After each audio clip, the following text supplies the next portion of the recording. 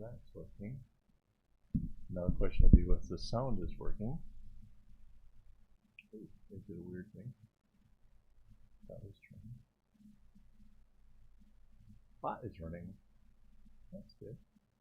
Do you sound? Lag. Okay, we have sound. Alright. Let's do this.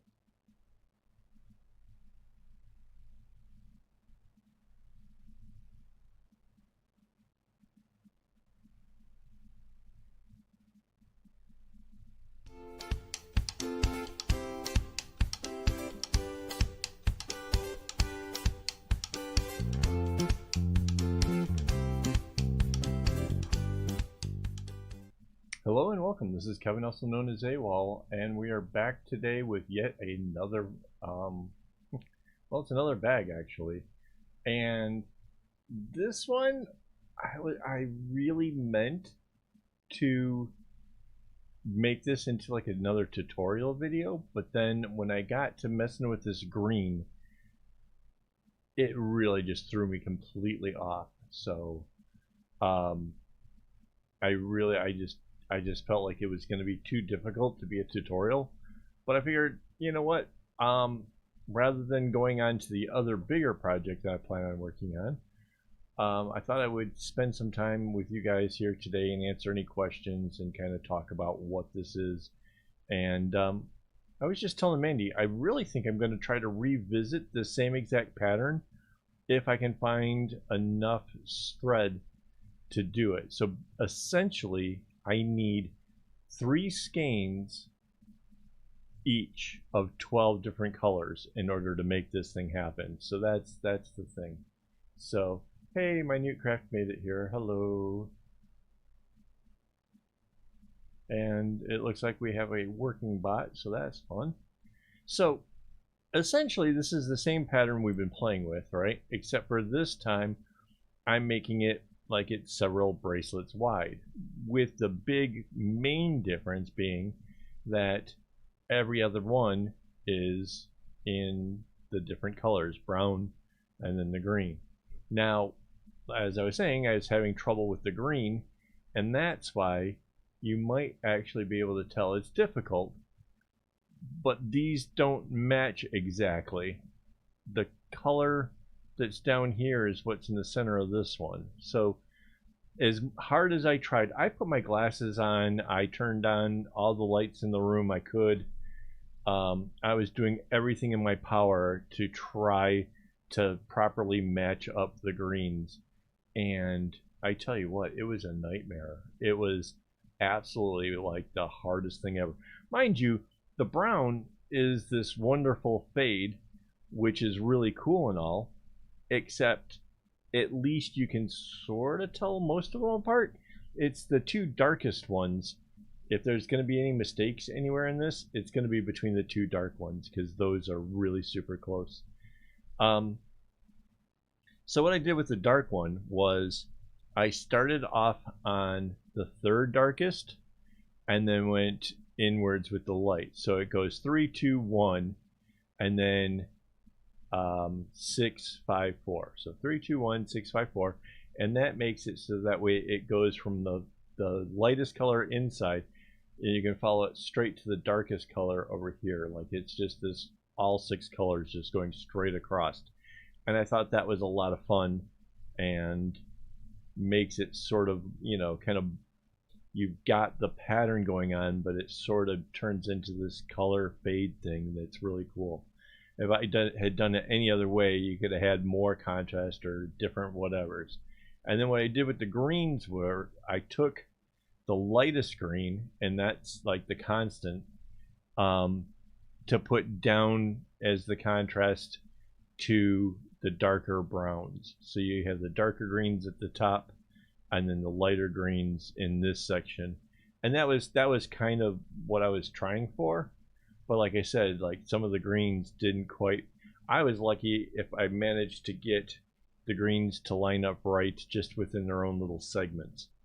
So yeah, I'm super kind of not pleased with that, at the same time, I'm sort of like, well, it's a thing. Somebody will appreciate this bag. It does look pretty cool overall, but I'm a perfectionist, or at least I want to be a perfectionist, I guess. Like I make mistakes, but it kind of whatever. I don't know. Makes me a little bit crazy. So anyway, that's what's kind of going on. Nothing much going on. Oh, I did just notice something weird. Did you guys know that there's only like 3 more live streams this year? Because I was just kind of checking out the calendar when we were talking about this. Um, I'm not going to try to see if I can get people to come watch bracelets on Christmas Eve or New Year's Eve. That doesn't make any sense.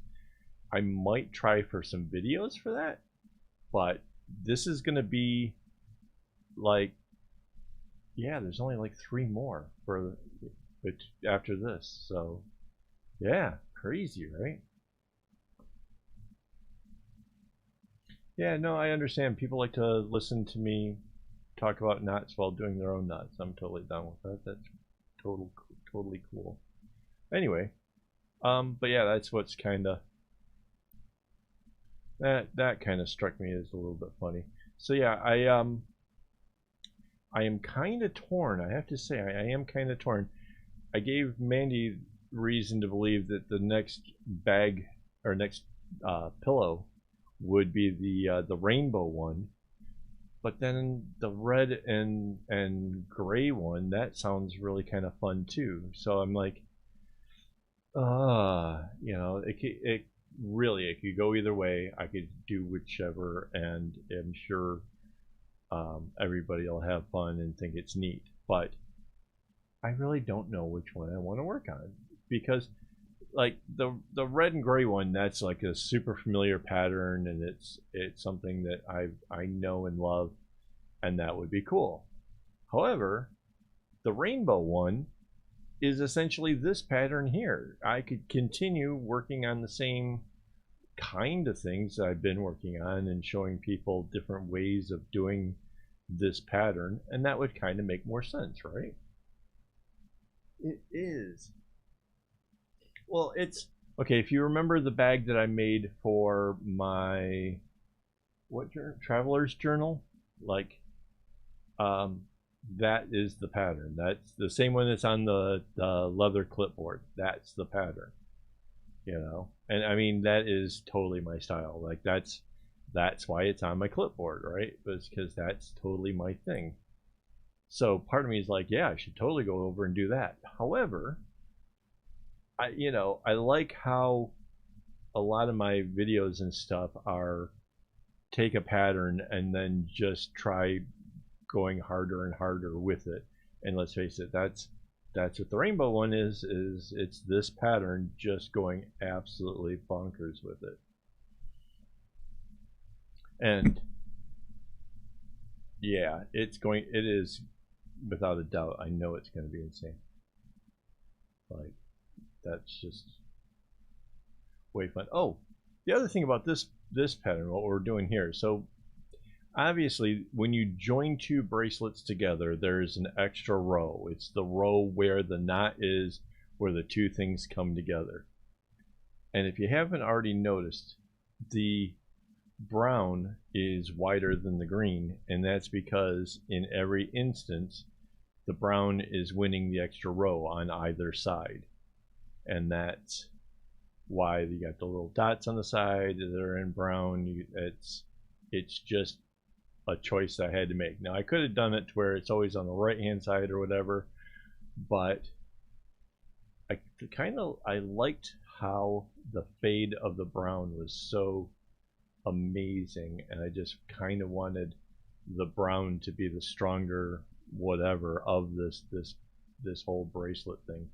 So I went with that, and I'm not disappointed. I'm not gonna lie. I'm really happy with how that turned out. Kind of happy with overall. I kind of really happy with the bag. I kind of almost regret not having recorded the starting and how frustrated I was. I think there'd been a lot of swearing. I think there would have been a lot of me cussing trying to match up the greens. I know that, you know, while it wasn't mic'd or anything, there was a lot of grumbles going on as I was trying to get this thing basically started. I even did something I don't normally do. I had off to the side, I took the first one that I put it together in the sequence of colors and tried to use it to match up all the rest of them. Like normally I don't have to do anything like that.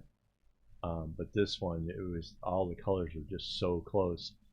And like I said, even with trying every kind of things in my power to match up the colors, I still don't think I got all of them exact.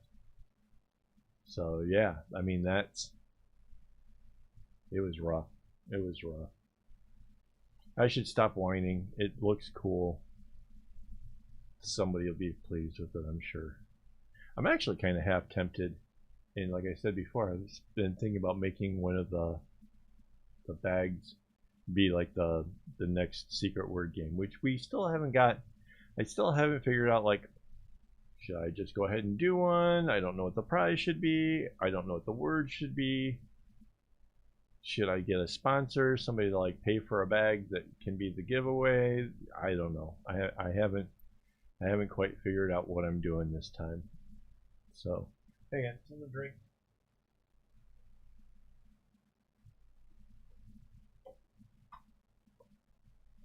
And Mandy's gonna lose her mind if I don't look down here. And yeah, this is what it's come to. This is how you keep a happy marriage, right there. Yeah. Anyway.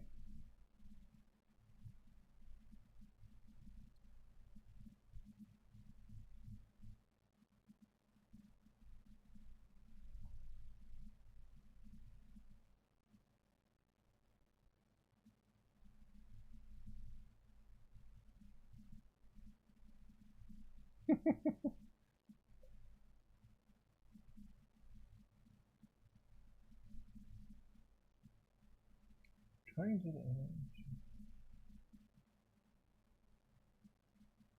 Ooh.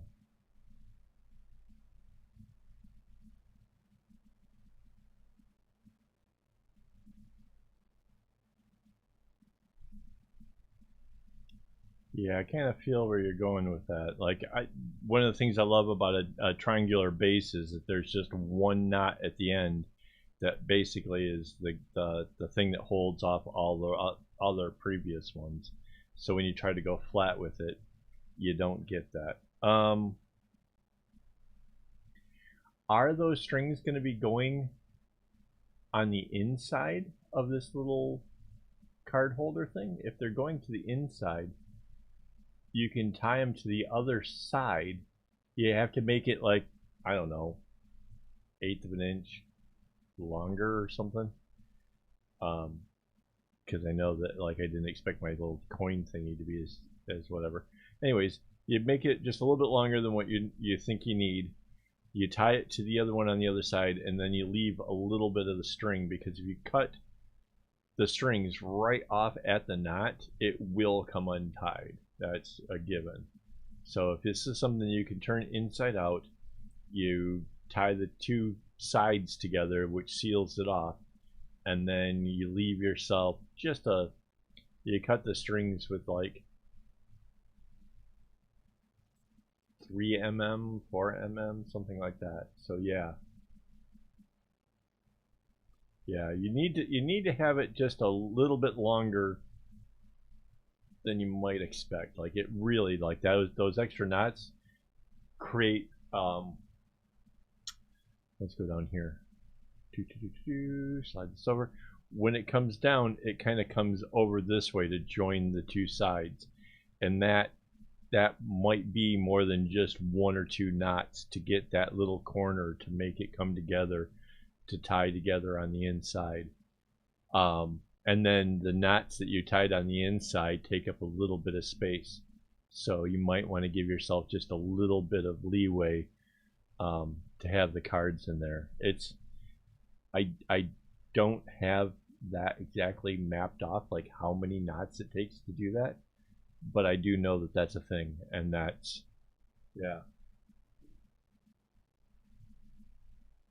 You can, um, there's even, like, if you go to a fabric store, there's something called fray check, which is sort of like crazy glue, or what do they call that stuff here? Super glue. There's another one. Acetate? No. There's other words for it, but yeah, crazy glue, super glue, those kind of things. Except for I don't think it like clogs up the bottle quite as bad as crazy glue does. So yeah, that's a thing that fray check. Sorry about this. I have to back up a little bit. I got a little excited and brought this down. I have 2 diamonds in this one because this is avoiding the having to add the chevron thing like we did with the green bag. Where is it? Oh. The green bag is over here on my desk. Hang on. And undo this brown one too.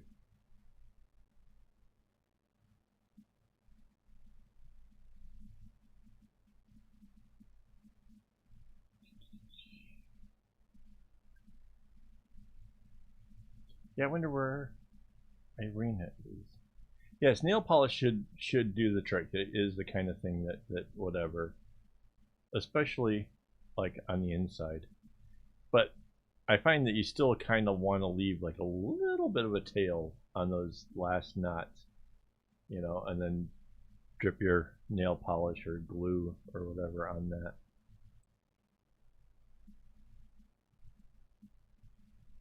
Mostly because, you know, like everything I try to make it as solid as possible because I really hate the possibility of spending days or more. Let's face it, some of my projects are way more. Um, Only to have a fault of something as simple as what cinched it together. Can you imagine, like the bigger bags and stuff, and then you know you get all the way to the end and it fails because the knots that join it aren't very good. Like that would just be, that would crush me absolutely. Like just because some of my big bags they took a month or two at least. At least. So yeah.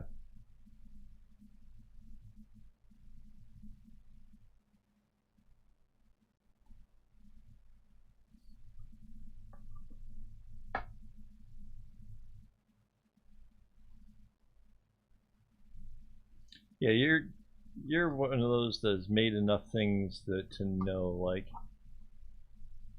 something going wrong at the end would be just, yeah.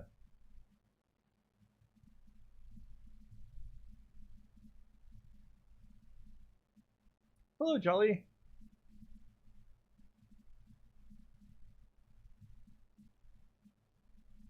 Welcome.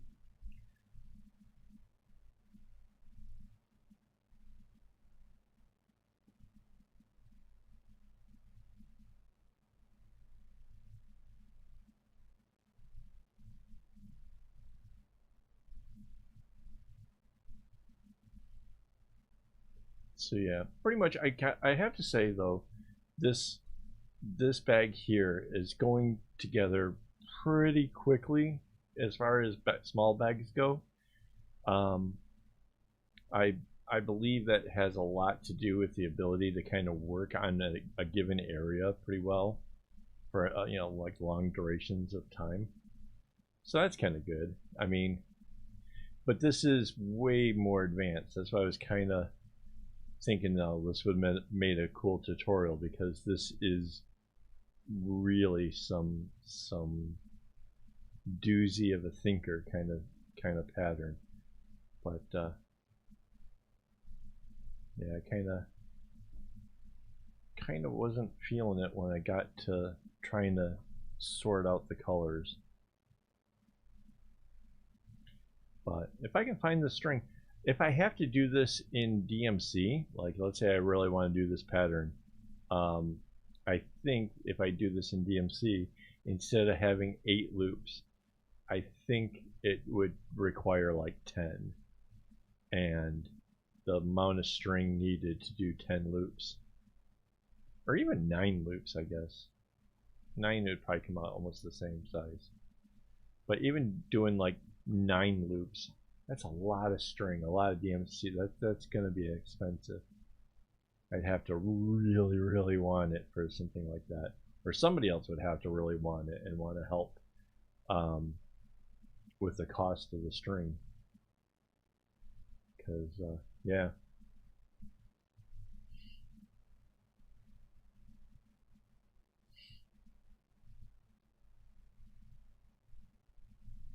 So if it were 9 loops, so it'd be 9 times 2 divided by 3.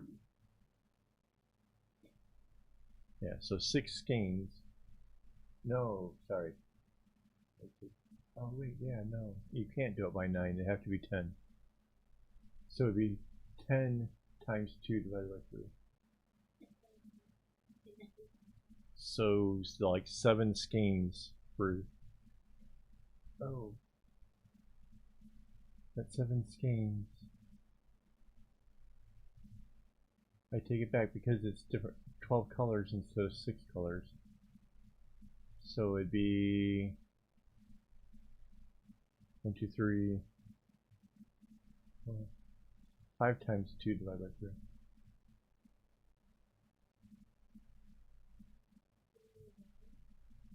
3, so 4 skeins. 4 skeins times 12 colors.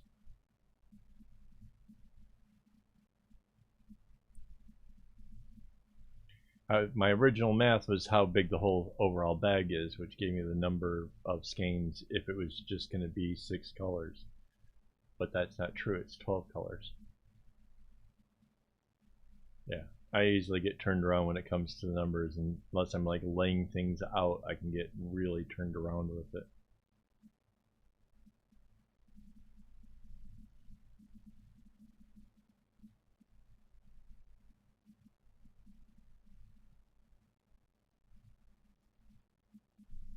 Aww.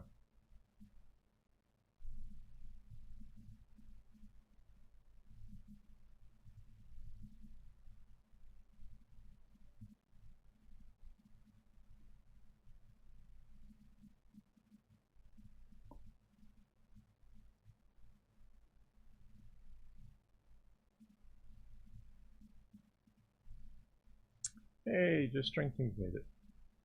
Hello.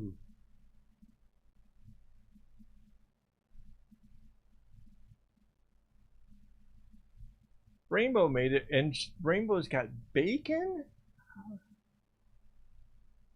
Wow. Wow. I want bacon. I probably shouldn't be having bacon.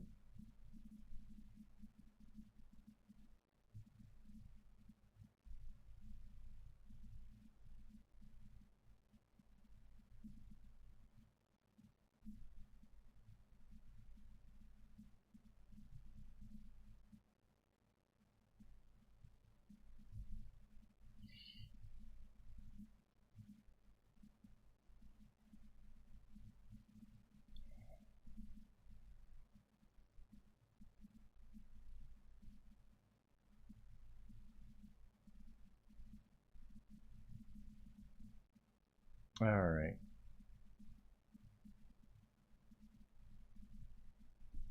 So that kind of finished off that brown over here. Well, I say finished off. It got me through this part of it. And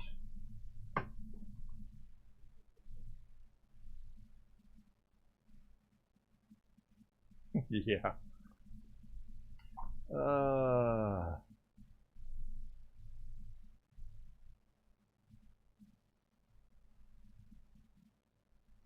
I think I'm gonna have to rotate it around a little bit more. get this green over here going.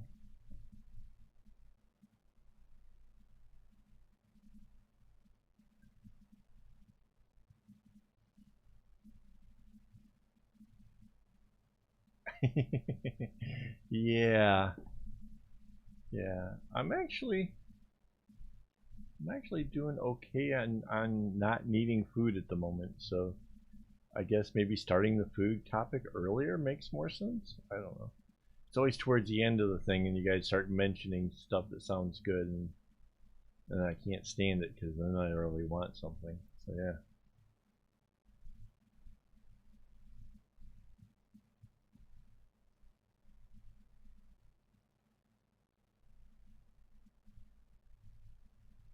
Oh, and if you guys haven't seen over on my Instagram, check this out.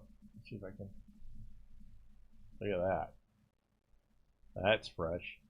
It's, you can't really tell, but it kind of, because it's so fresh, it sort of has this like 3D-ish effect going on right now. Like the skin is actually kind of swollen around the ink. And that's kind of fun. That's new and different.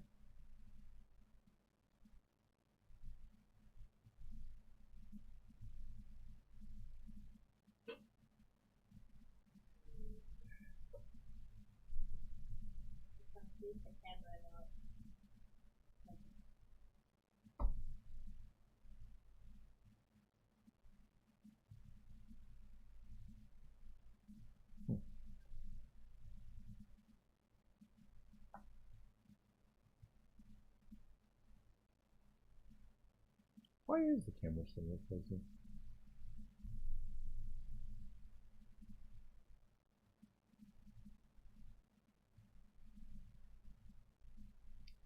It's a desert rose. I don't know what the technical term for that. I really should learn that because I'm sure I'm going to get asked that a lot. And I actually thought about that earlier. Like, I should look that up. I bet you somebody will ask me. And there you are. Somebody asking me. Hang on. Mandy, I can see with the phone in the corner of my... Yeah, I can't say that.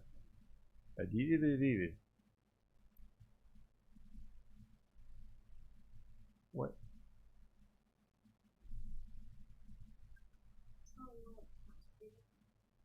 I know, right? Let's see. I kind of moved it. So there, that's missing there. And there's that crispy focus. Periwinkle? Is that really? Nope, that's not it. Hang on.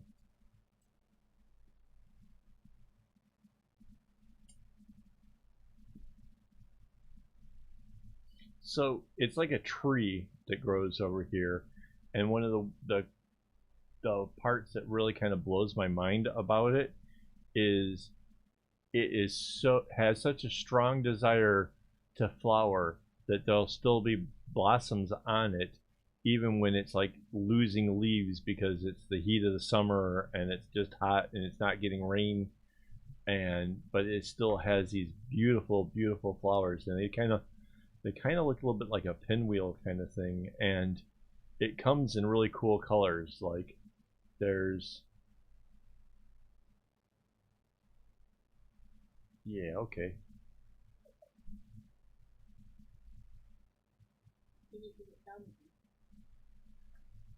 I keep getting told I need to look down. I don't know what's down here.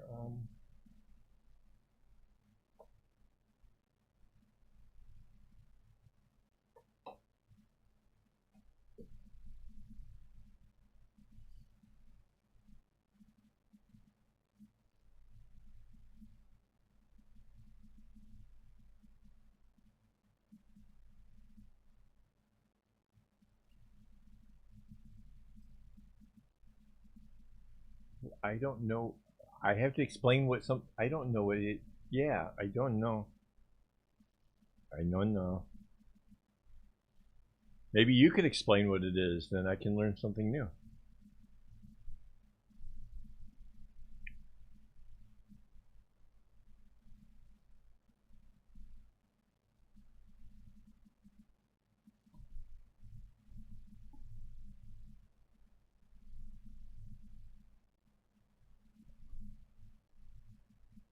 Yeah, I don't know an awful lot about the plant. I just know that when we go out and bicycle rides and whatever, like I'm always noticing it. I'm always pointing out how pretty I think different ones are. Like down near the cafe, there's a bunch. Um, there's a bunch in Amokyo when we go bike riding down that way. They're just kind of all over the place. We went to this really super old um, cafe that's sort of out in the, is that to the west, right? And I just sat and I painted one with watercolors. It was like whites and yellows, and it was just gorgeous.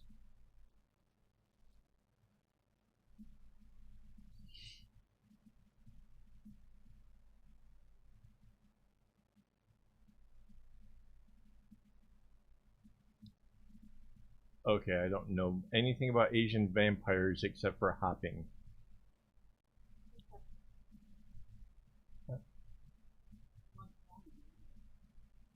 Oh.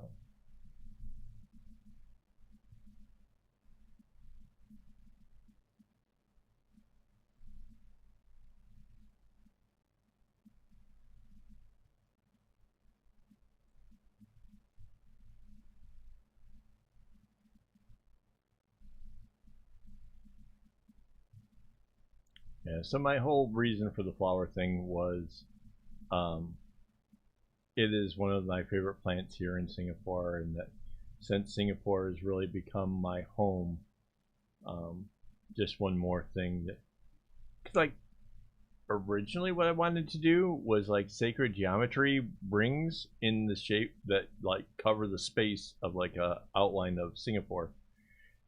But my tattoo lady is kind of new to tattoos and was afraid of doing something so complicated. So I'm like, okay, that's, we can go less complicated. But it had to be something about the local whatevers.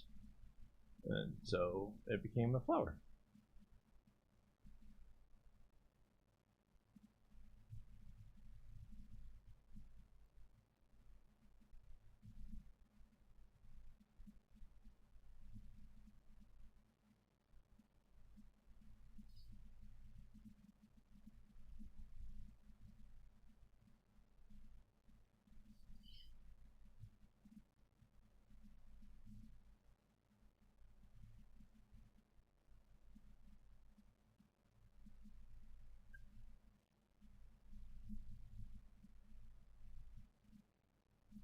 So is there something about this flower that's going to have people thinking vampires?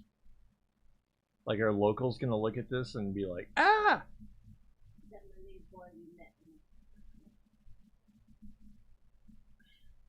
Uh, yeah.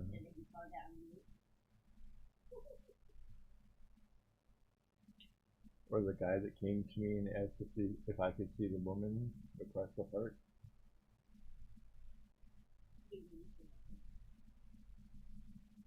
Where? Or, wait, you can see me?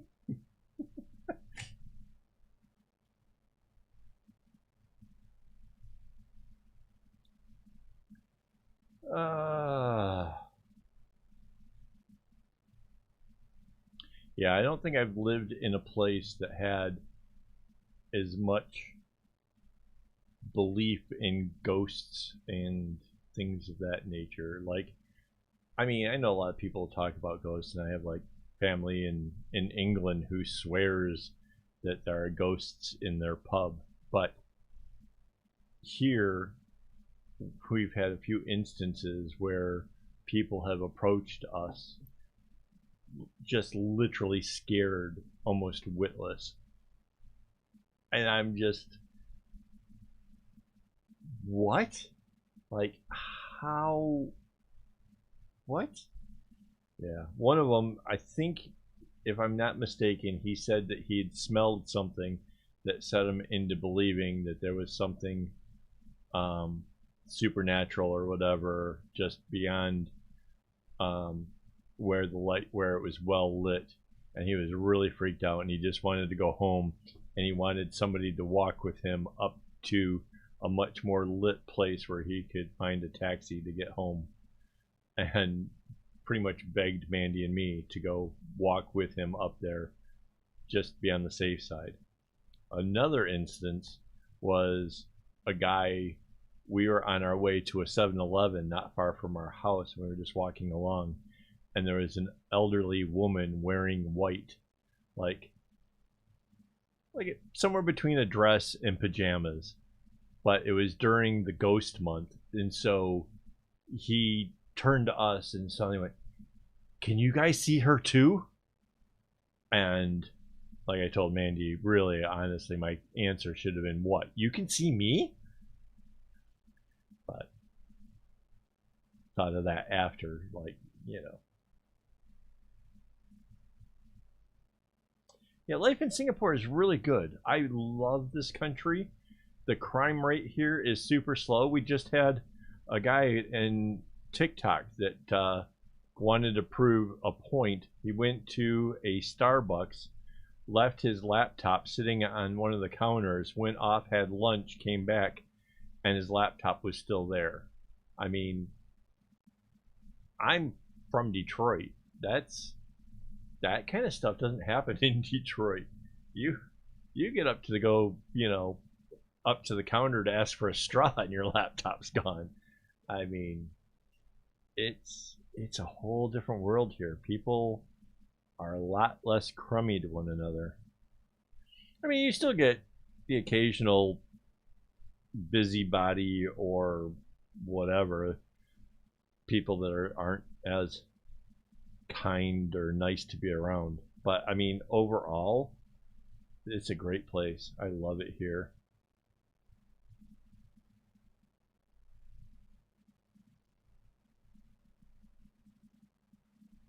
Yeah. I've considered like putting on, like, during this ghost month thing, right? Like there's a lot of people who get really, really superstitious. So I'm I'm pretty white. I don't get much sun. I have considered putting on powder to help accentuate that, and then go out and wear, maybe all white clothes, or maybe white clothes that are sort of torn up but still bright white, and then go, wander the neighborhood and see if I can't freak some people out. Yeah, it's not to say that there is no crime.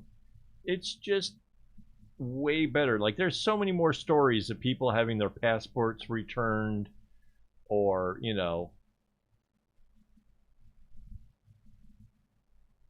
like, I come from where, like, people get shot. Like, Detroit was the murder capital of the United States, like, most of the years while I was growing up. Like, that was a thing. We just knew that in America there's more murders in Detroit. Now, I lived out in the suburbs, so it wasn't quite so bad, but there was still a lot of thug life going on, and a lot of unsavory types, and theft, and finding cars sitting on blocks, and you know you just don't get that kind of stuff here.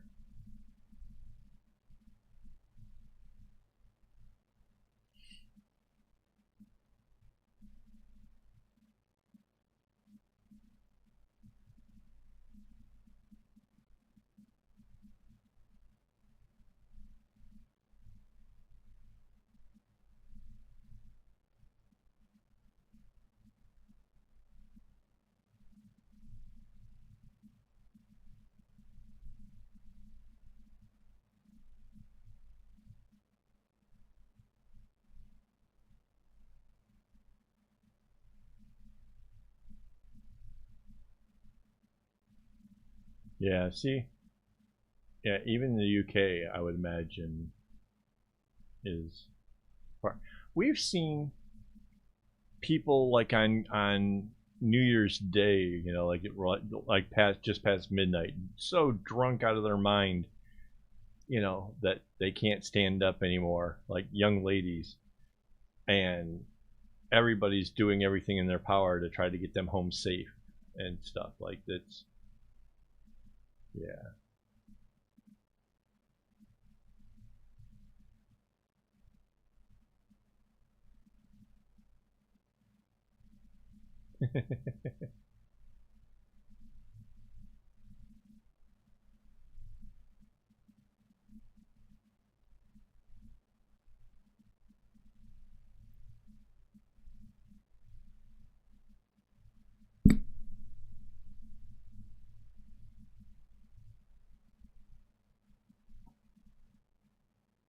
So we're getting close to where this bag here will be all the way to the same part, and at that point I'll take it off the clips and kind of spin it around for you. But it really, it's come out a lot better than I thought it was going to when I was first setting up the loops.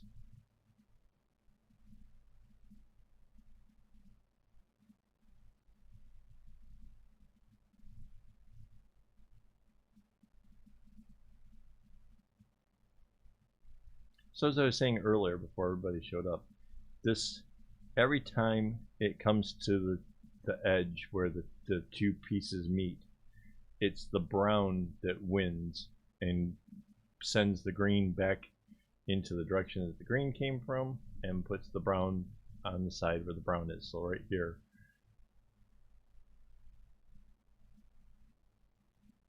And that way the green stays over here and the brown is over here. Just like that.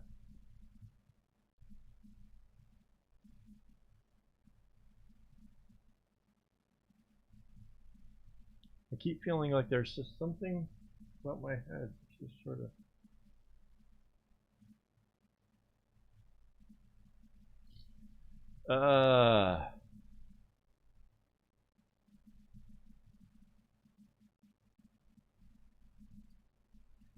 The sad part is that she has more of these things, and I have a funny feeling that with your guys' encouragement, this will not be the last time I have googly eyes. And I'm somehow envisioning like standing on the train and people behind me going,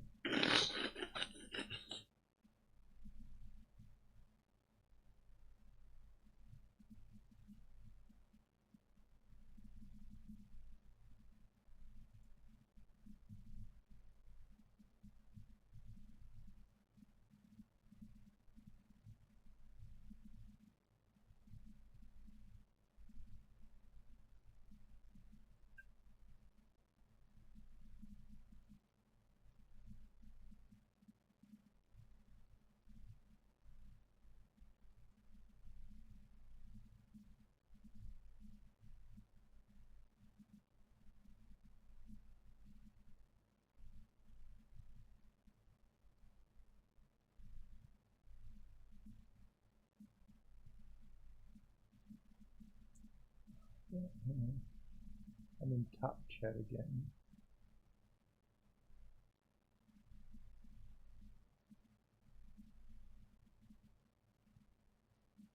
Yeah, that would be a nightmare, covered in googly eyes. Oh my god. Hang on. Somehow, music never started.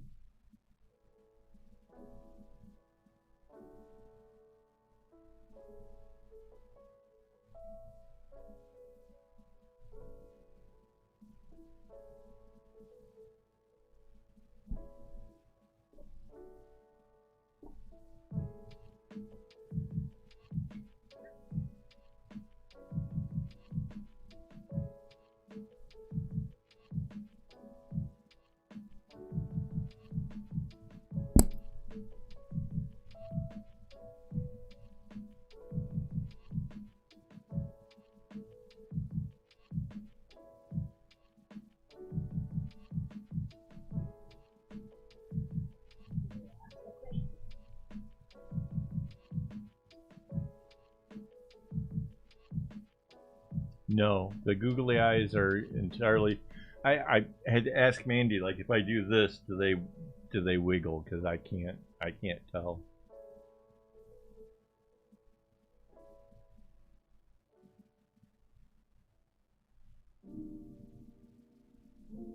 All I know is that there's a feeling of tension on my skin that makes me want to scratch.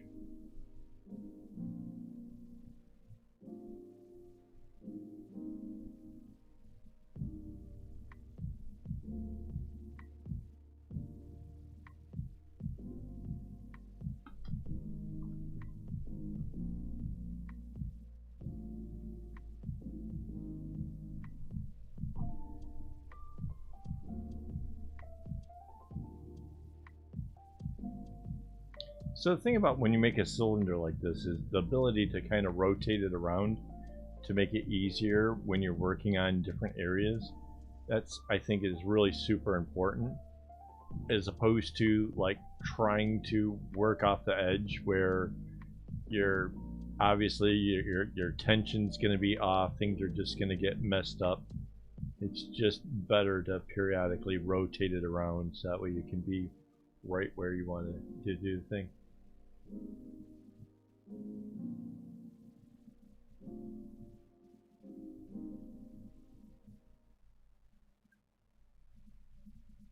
I don't want him blocking my monitor. If I had bigger bezel, maybe. No, I'm sure she'll find funny ways of being silly. We'll repair to the easel right on.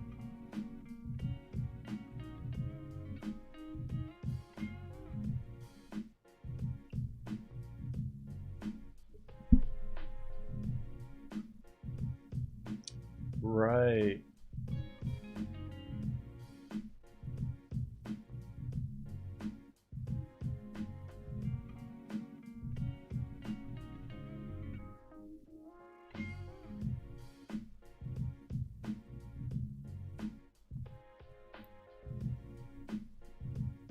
Yeah, one of the other interesting problems with these colors being so far off is I have to sort of gauge things like these little parts here.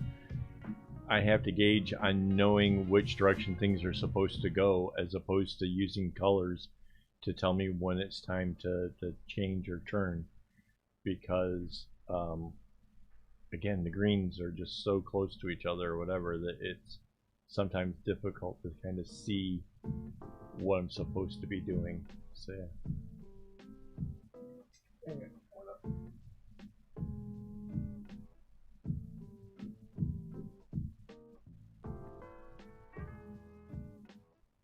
There. I had to turn down my monitoring speakers. The music is nice, but just a little loud.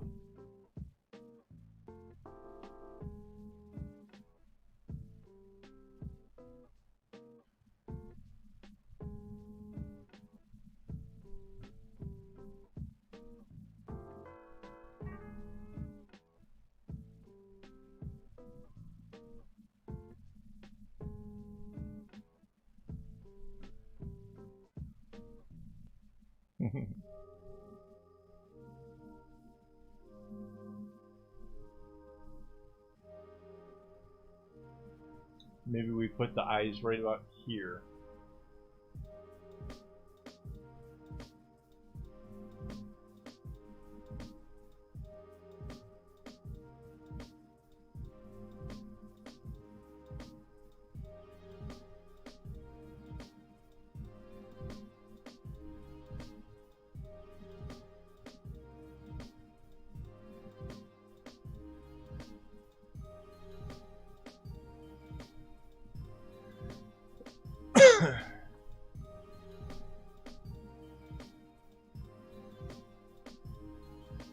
Oh, you should grab a Christmas tree near the show.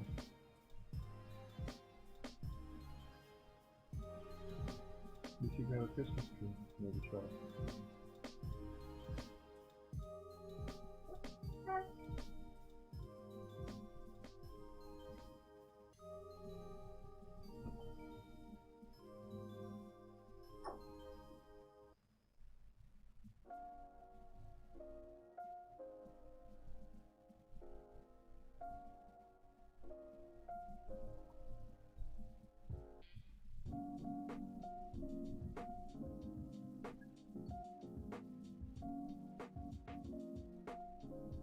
So we went to a pretty upscale mall because Mandy had a media dinner tasting, and we saw something like this, and immediately I kind of got all, hey, I could do that. And so we ordered up some string and kind of winged it on like what size the string should be, but this actually turned out pretty cool. It's just a bunch of macrame knots and then some of this in whatever kind of string that kind of pulls it all together. And then of course, because Mandy was having fun with the googly eyes, we have googly eyes on our tree. But yeah, something neat. I'm kind of torn between whether I should put them in my shop or not, because I'm not sure how much, like we had to order more string because one of our friends ordered a bunch of those. Yeah, so yeah, square knots and stitching, yep. So we had a friend that ordered a bunch of them from us, and that kind of shot the whole plan of having some for ourselves to give to friends. So we ordered more string, and I'm not sure how many will be left over. I think if there's going to be any left over, I'll try to put them in the shop as quickly as I can, but I'm not sure when the new string gets here, and until then I don't have any. So, but if anybody wants some, they should probably speak up soon, because yeah, they were supposed to be like gifts for friends and family when they came by. Yeah.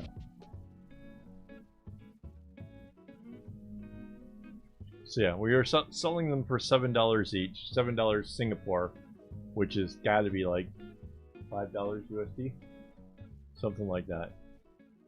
So it's not something terribly expensive, which isn't a bad deal considering how long it takes.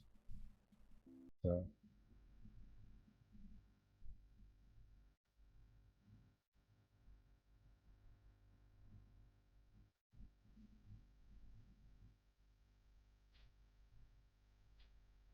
Yeah, I know, right? And the thing is like like I said, we didn't expect. So her friend was just like, "I'll take 7," and it was, or 8, whatever it was a bunch.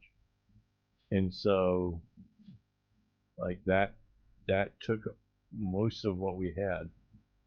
And so like, okay, we'll get lots more string, but I'm not sure how long it's gonna take for that to actually land.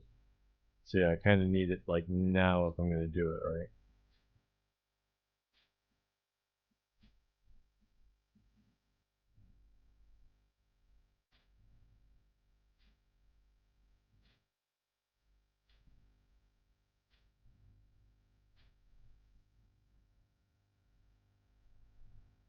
Yeah, and the weird part was there was supposed to be, when we bought the string, it supposedly was supposed to be 100 meters, and we did the math, and based on how much string I was actually using, at best there was like 50, just over 50 meters.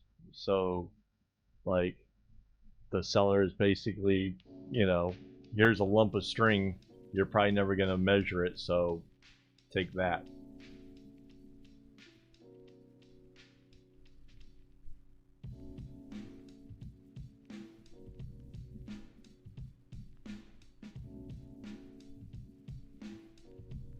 I'm sure they don't anticipate crafters who actually like do measure things.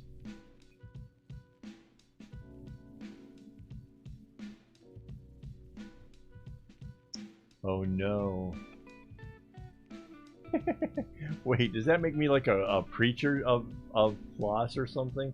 Like coming to me with confessions?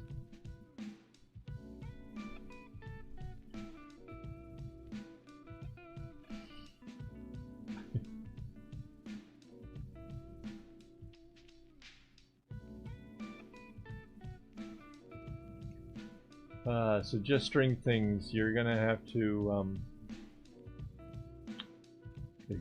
finish the 2 bracelet. That's all there is to it. You have to complete what you started. Yeah, one day at a time.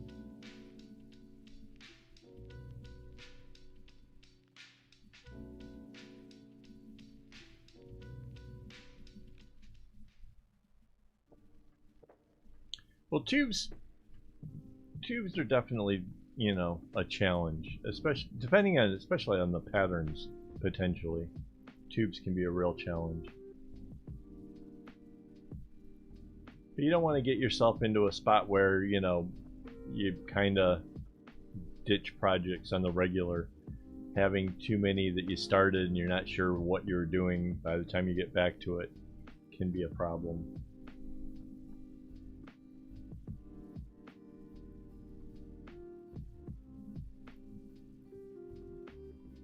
Yeah.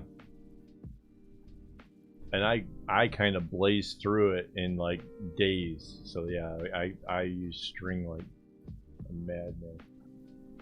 Stringaholics Anonymous. No, I'm kind of more of the enabler. I'm the guy that tells you that buying 8 kg of strings is an investment. So yeah, I'm.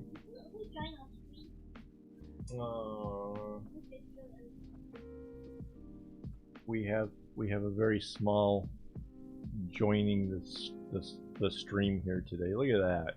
Yeah, so cute.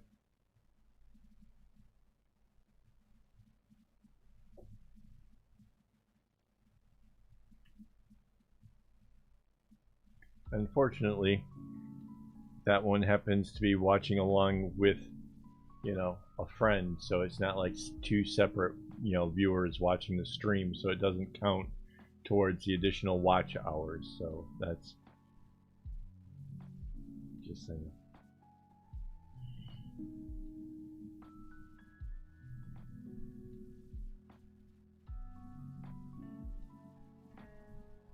Yeah, I just was recently telling somebody over on Instagram, they wanted to know where I was getting my string from, and so like I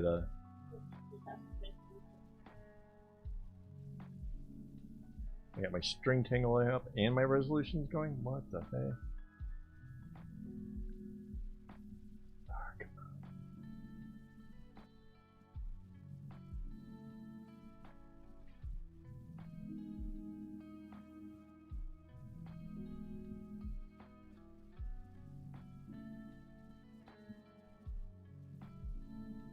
Yeah, you know, the crazy thing is I probably have a good 6-7 kg of floss if I were to pull it all together, and I'm honestly worried that I might not have enough floss to pull off another bag just like this one, which is super annoying. Like, because I really want to explore this pattern again with colors that are a little bit easier to do the tutorial with, and I might not have it. I mean, that's a legitimate concern of mine, is I might not have it.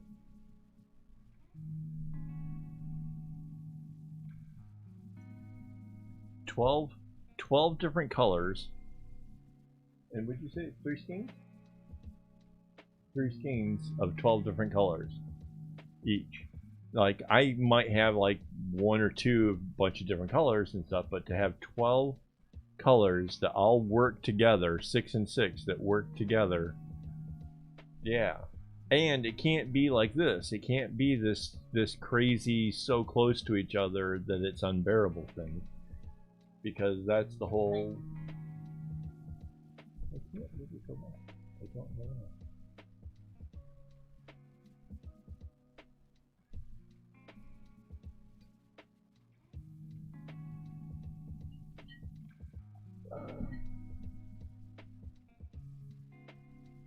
I don't think I can turn off the focus thing. That's about as crisp as it gets right there.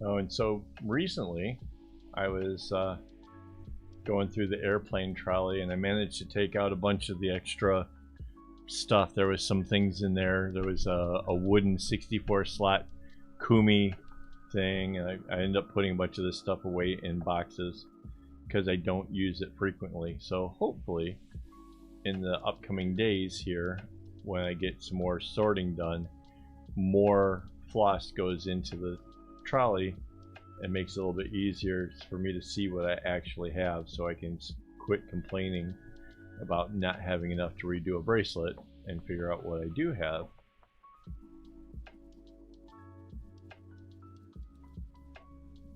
Yeah.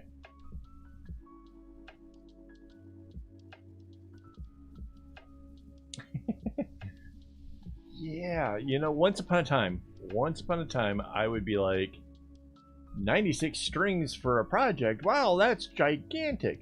Now I'm like, 96 strings, like that's sort of, these are just really little bags, man. These aren't even, you know, it's kind of, you know, what is 12 times 3? 30, 36. So 36 skeins. I can blow through 36 skeins in one of these kind of little bags here.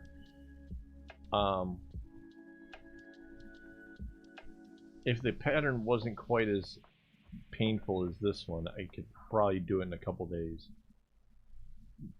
Well, okay. ADHD, truth serious thing. I could probably do a bag like this in a couple days if I hit hyperfocus and can manage to stay in the zone long enough. I mean, that might mean skipping some food and doing some other things. But yeah, if I were in the zone hard enough, yeah, I could probably do this in a couple days. Any other time for ADHD, and I'm doing everything like sorting out the airplane trolley and getting things moved into boxes because it's anything other than what I'm supposed to be doing. So yeah.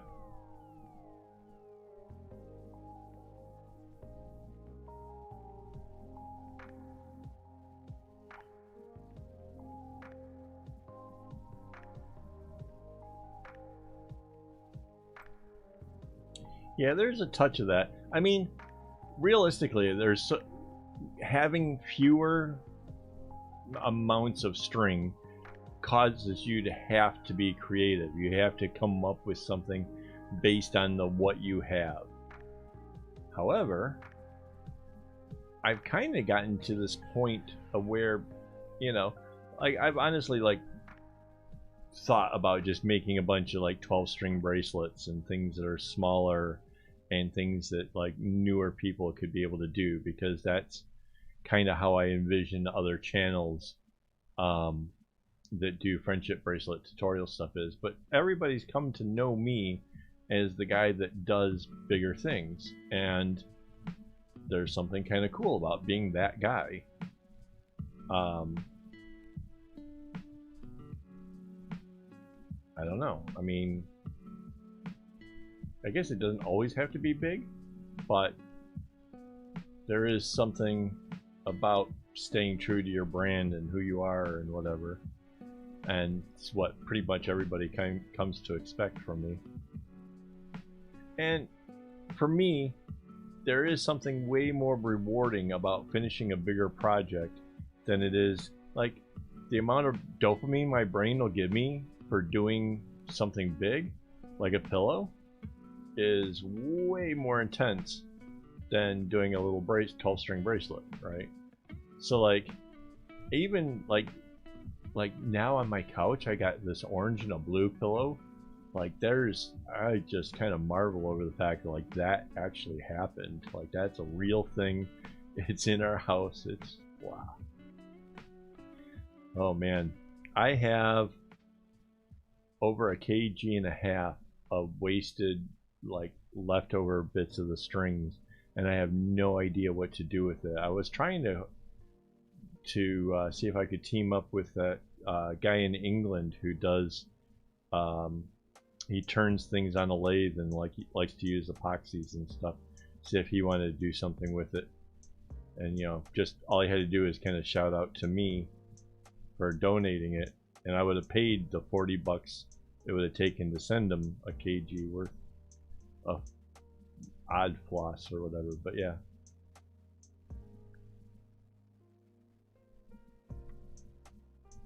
Yeah, I've done that in the past. I've gotten the clear globes and then shoved them full of strings. That was kind of fun for Christmas decorations. But yeah, I have a big bag full of it, and I have no idea what I'm going to do with it all. In fact, I should probably start looking for a new bag for it, just because that bag is going to get old. And yeah. Yeah, so crocheted animals, right? Like, that's totally a thing. I'm totally down with that. But why, if you can make tube bracelets, can't you make tube animals, right? Because if you think about like how the shape and everything else of the crocheted things go, it seems to me like I could make a doll-ish kind of thing out of just my knots. And that totally could be a thing I could do. I don't know what kind of colors or pattern I'd used. I can imagine how to put all the segments together.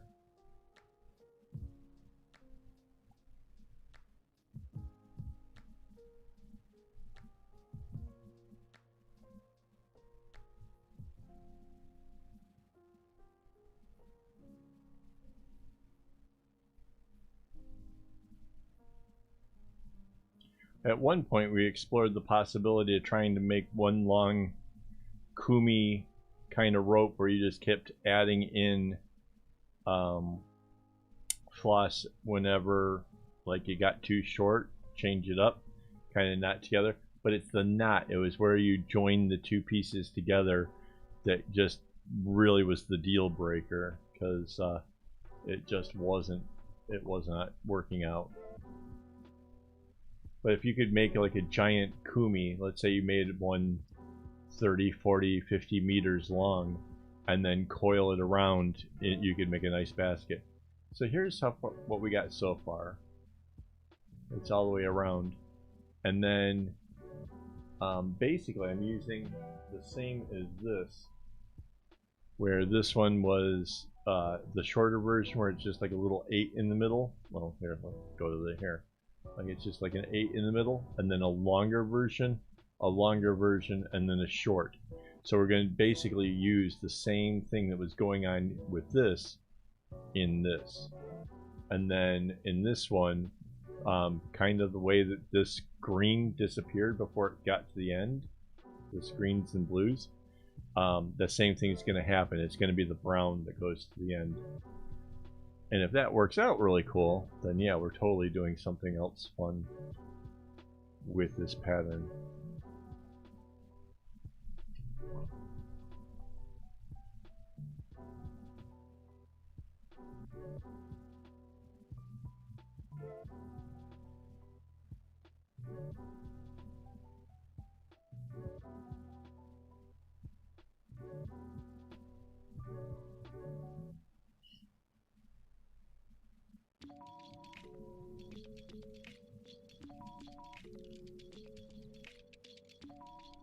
Right.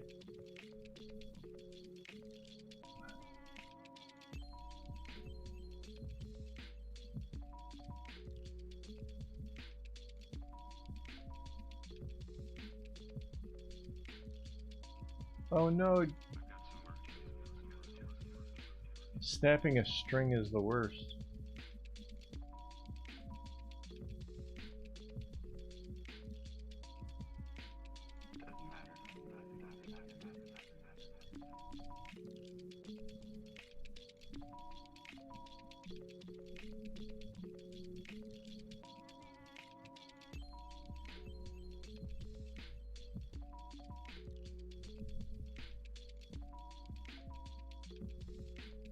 So main reasons for snapping a string is in the process of while you're tying this part.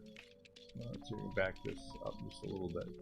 So as this is coming up, see how nice and loose that is until I get right to the end and then it goes tight.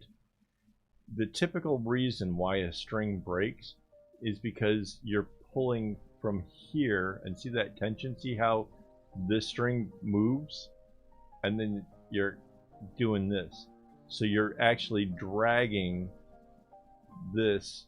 If this is loose, you should be able to bring this up without this string moving at all, right? Let's go to the next one. This is nice and straight. As I'm dragging this up, this should stay straight. It shouldn't get pulled off. It shouldn't do anything. And it gets snug right at the end. That's it. When you pulling enough that this moves, you are causing unnecessary friction, and the floss can't handle that too many times. Too many times and it's gonna break on you. That's a fact. So it's typically it's never the string's fault. Even like the cheapest yarns and stuff, as long as you're not dragging it up as you're coming through and just giving it that little tug in the end, even cheap yarn won't snap. So that's a thing to work on and practice and get used to, because yeah, it's something that's really heartbreaking, but it's also totally preventable. And the only reason I know this is because I'm super analytical, and early days had a string snap on me and tried working out the why and how, and so yeah, put an end to that.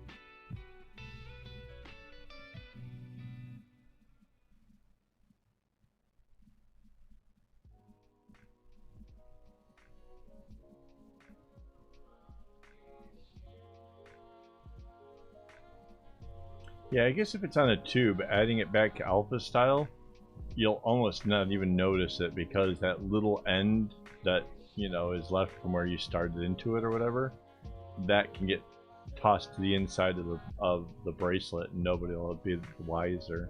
No one will know.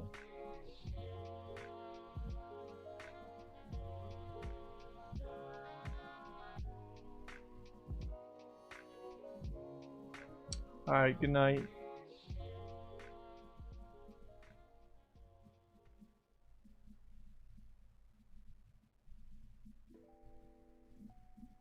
Just notice that the camera's still way up there.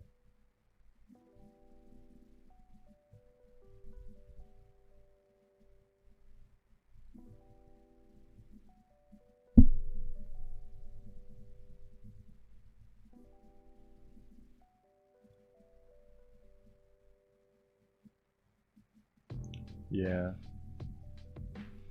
Crochet thread is a little bit harder too, for sure.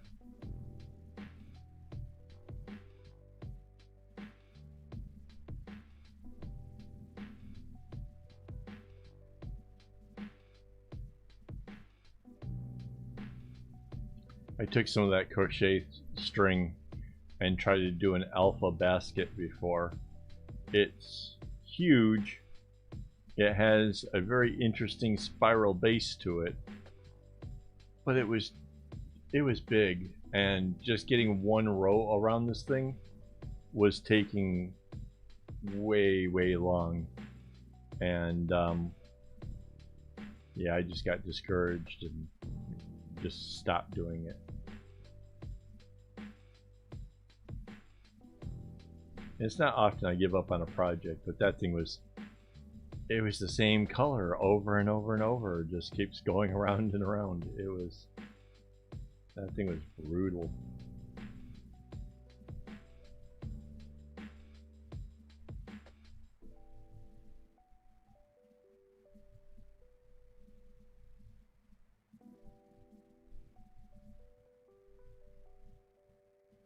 So this is one of those cases where like this couple knots I'm doing right here, normally I would try to do more segmented and kind of leave it until things got bigger. But keeping things kind of even and centered when the colors are so close and being able to tell where the zigzags and stuff are, anything you can do to make it a little bit easier when the strings colors are close is definitely something I would recommend. So like, you know, leaving this how I'm about to leave it, right? Both sides being evenly done and there, like that, is just going to make it easier for me to be able to spot when this other piece comes into it and where that goes. Because yeah, I can't rely on the colors to give me the visual cue of it, you know, when it's supposed to zigzag.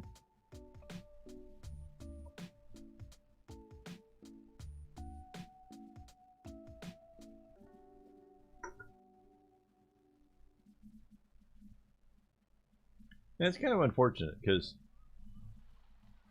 I usually really rely pretty hard on that aspect of the bracelet making, is like looking at a color and knowing that's the thing. But even in this brown, because of the way I did the browns, where I started off on the third color, it definitely makes it harder.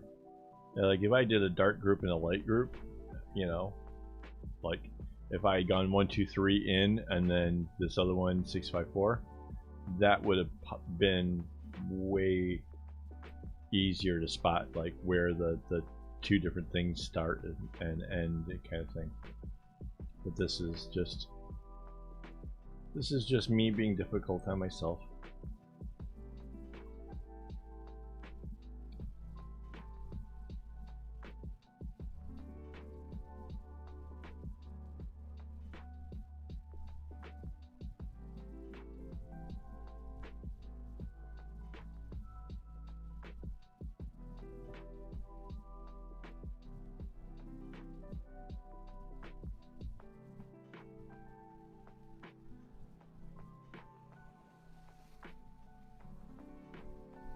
And actually, before I get too far into this brown, I should do the green over on this side. So let's spin this around some more.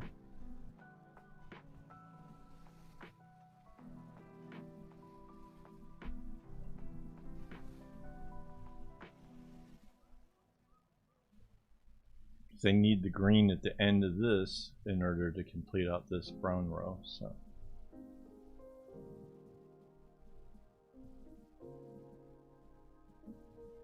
Right. Yeah.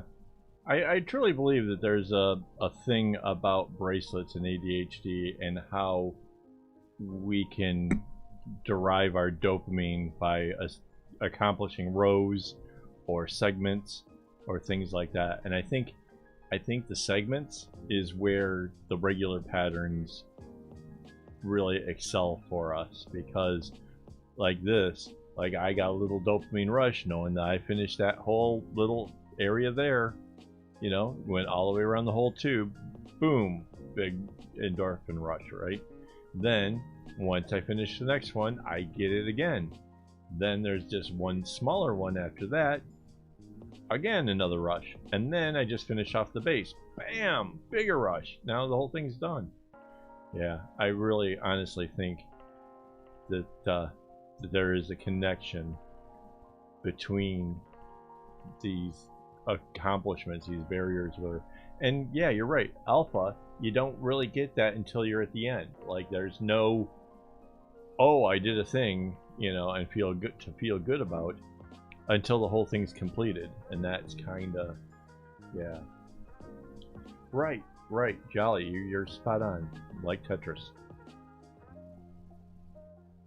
And that's probably why certain video games really appeal to people with ADHD, is because there's, you know, like Candy Crush and those kind of things. There's all these little different woohoo moments that, you know, are congratulating you for doing stuff.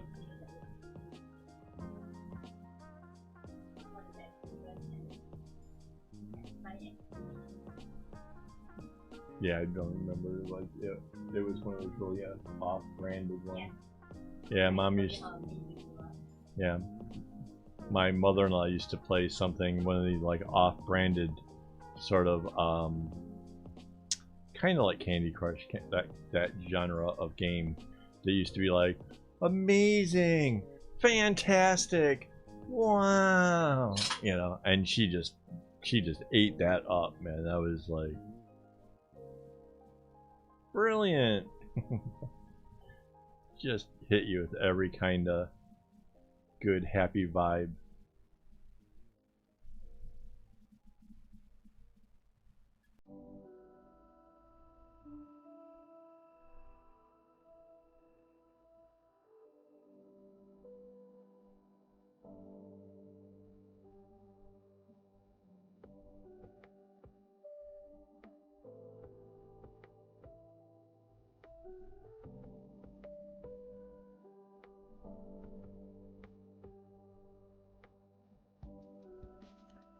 You don't suppose it was that you were conditioned into playing your games quietly?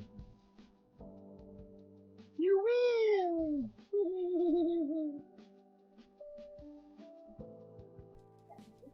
That might have had something? Every time she won, I would congratulate her with some belly tickles. And that sound of "you win." For some odd reason, after that, all her games went silent. I never knew if she won.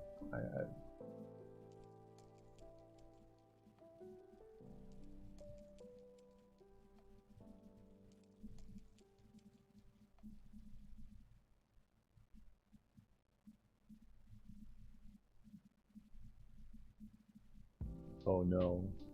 Now that sounds like an interesting story. Suddenly I want to hear about what Mom does with TikTok. Please don't tell me she makes cringe content. And if she does, you gotta give us a link, 'cause we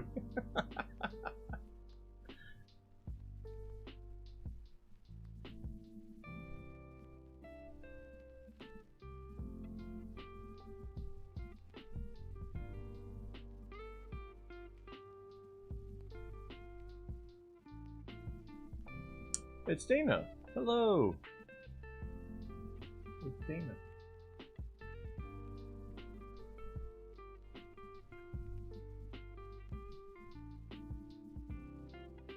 I still haven't gotten the A and A tattooed yet.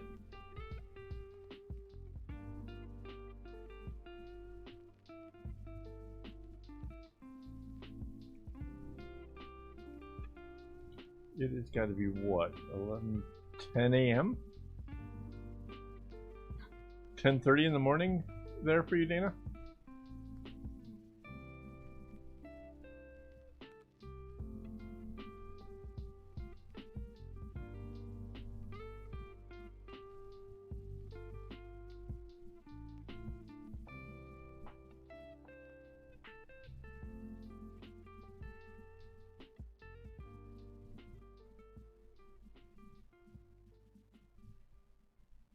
Okay, so Dana, there's a little bit of lag between when you actually hear me say something and the time that you, like, from when I say it to you hear it, and then when you type, then me reading it. So, I don't know what you just yupped to, but... Time zone, yeah. Okay. So early morning, up in the UP, I'm guessing because you're where it's cold, you got a cup of coffee with you, so good move on that. Oh yeah, there's totally a story. So, I was in the Navy, and I was in a lot of trouble, and I was not going to be allowed to go to my sister's wedding. And my father had passed away when I was 7 years old, so being the only boy, I was supposed to give her away at the wedding, and because they weren't going to let me off the base, I left and I went AWOL. And I made the most of it. If you're gone for a month, then you're a deserter.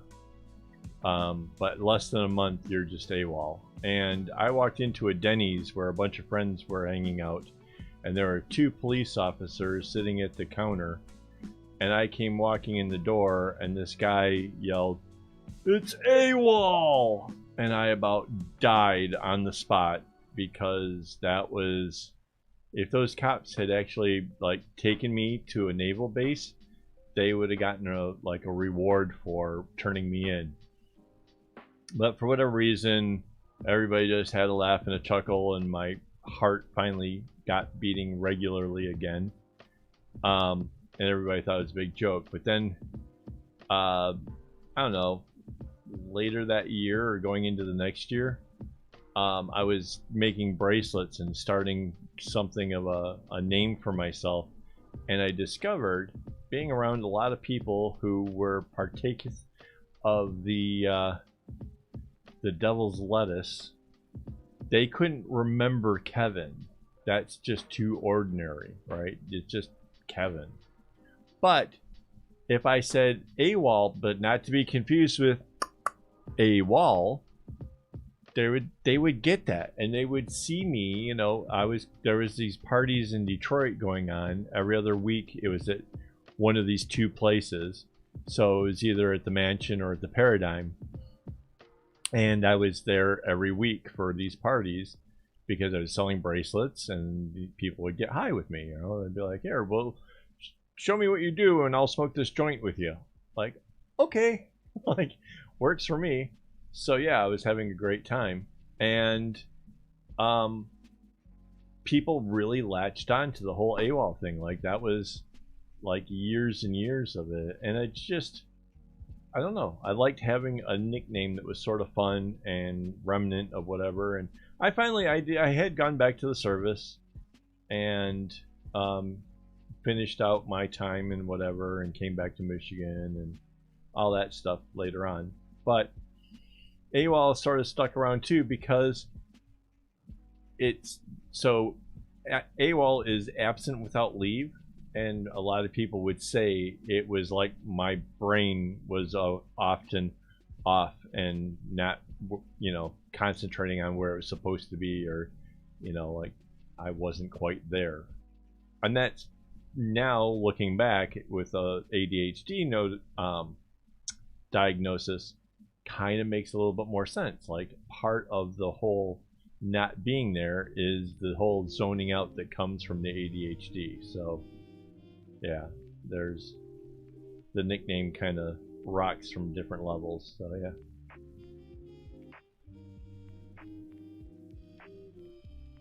I missed a whole lot of conversation here.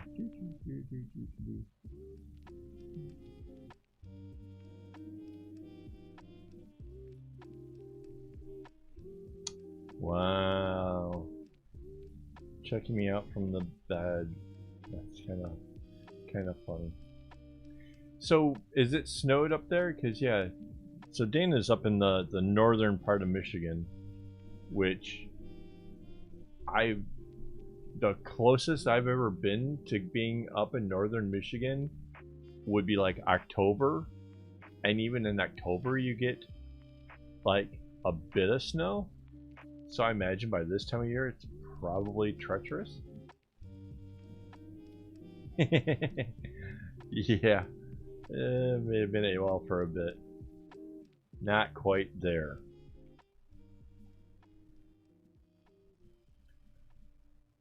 Oh, so wait a second. Let me just, because these two may know each other. So Dana, I don't know if you know Phil. Phil was, well, he used to sit kind of across from me diagonally at tech team. And Phil, you might know Dana. Dana was the one that actually helped get me into tech team in the first place. She worked over like in the next part of the L shape of the building. She was over in the other area.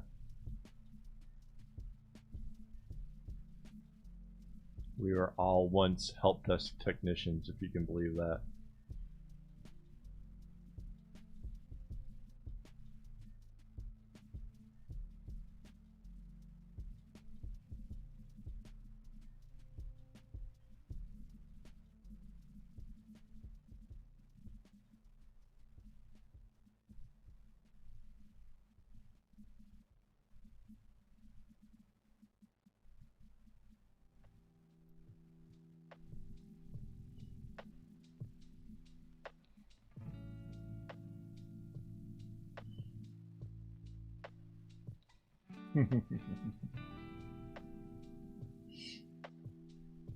Oh man, I remember working for the Chrysler project when they decided to give all the Chrysler employees a new computer, and oh man, it was the worst.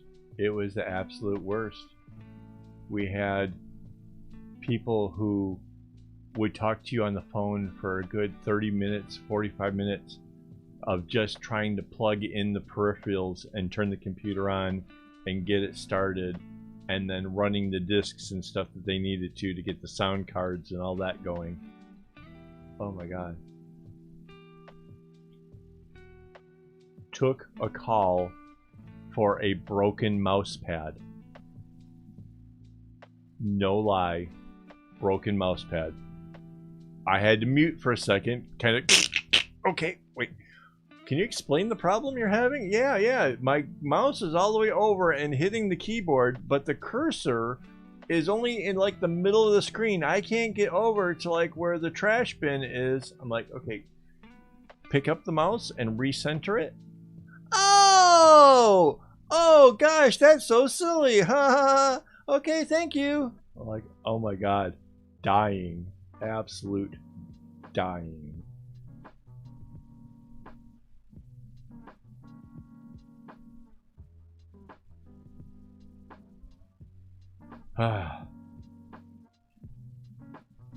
That's like a whole lifetime ago, like more than a lifetime ago.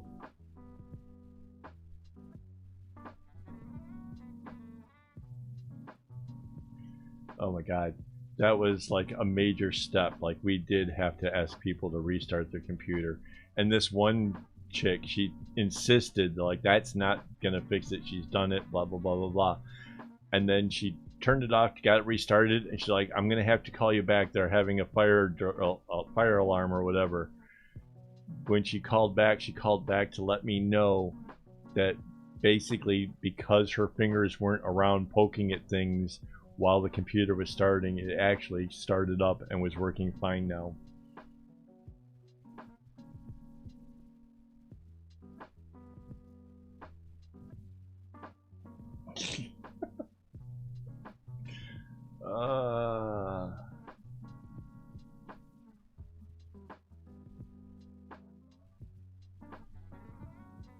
Oh goodness.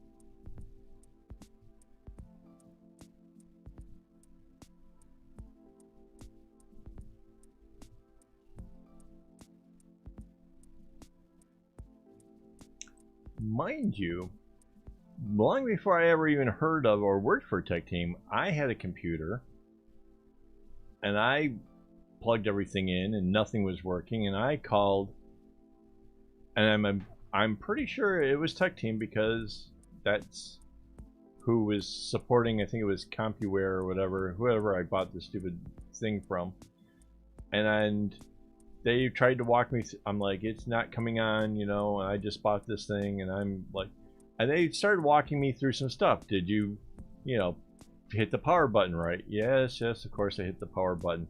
Did you there's a power button on the back of the power supply. Did you turn that on? Yes. Okay, is this thing plugged into a wall where it's controlled by like a light switch? No, it's... Okay, I gotta call you back.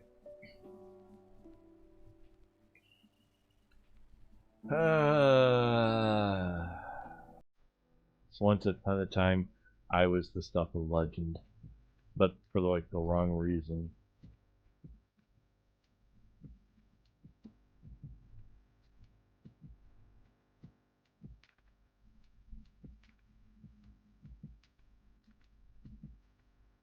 Yeah, I was fine with Liberty Mutual. When they talked me into working for the Ford project, that's when I couldn't take it. It just, none of the routines, nothing that we did made any sense whatsoever.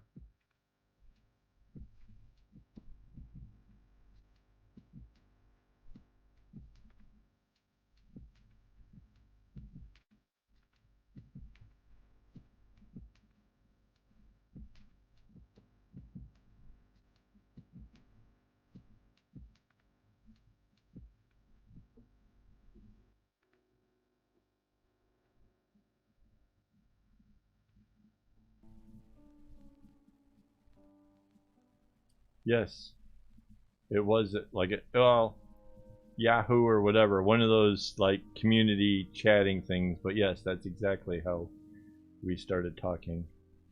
And by that point, I had already kind of destroyed my computer a number of times. Like, when I bought it, it has 1 gig hard drive. Like, I'll never fill that up. 6 months later, shit, I've never used this DLL file. What does that do? You know, delete it. Oh, computer died. Okay, start over. Like, tried removing, seeing how much stuff I could get out of like bloatware until the computer would die over so many times that eventually I kind of learned a lot about how computers worked.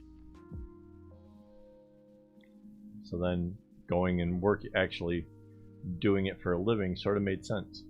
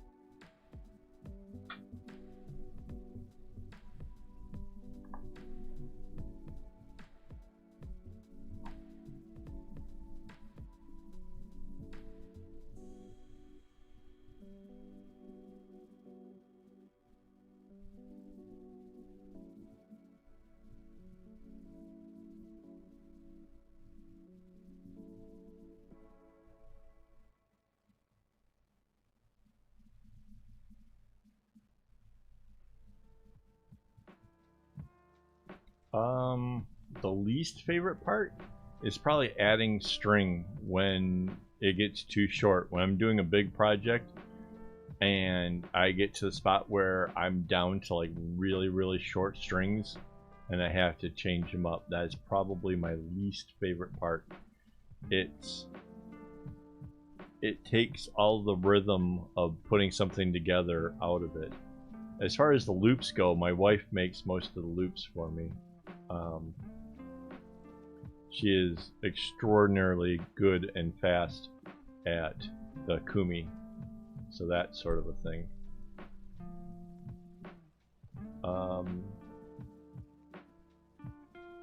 Getting my strings in a bunch, that's a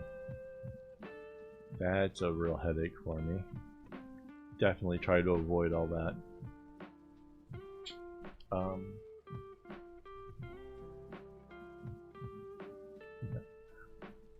You could actually hold it. There's the main thing.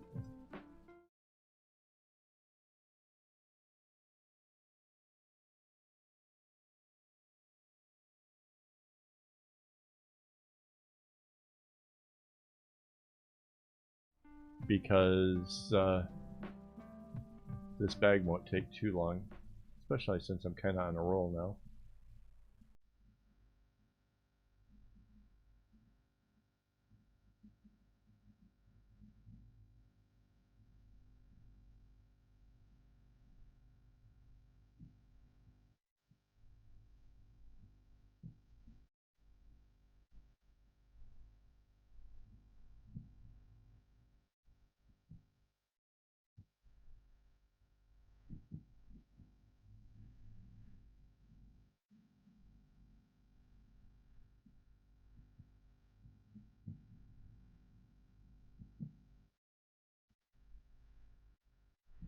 Yeah, so the Kumis on these bags. Let's see if I can.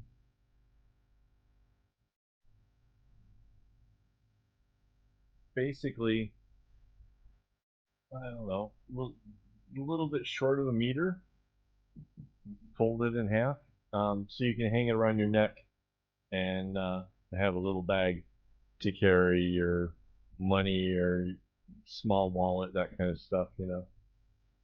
I how I envision these things really realistically is, let's say you're going into the office to work, and then you're going to go run out and get something for lunch, and you just need the essentials. You just need the credit card, the driver's license, and some cash.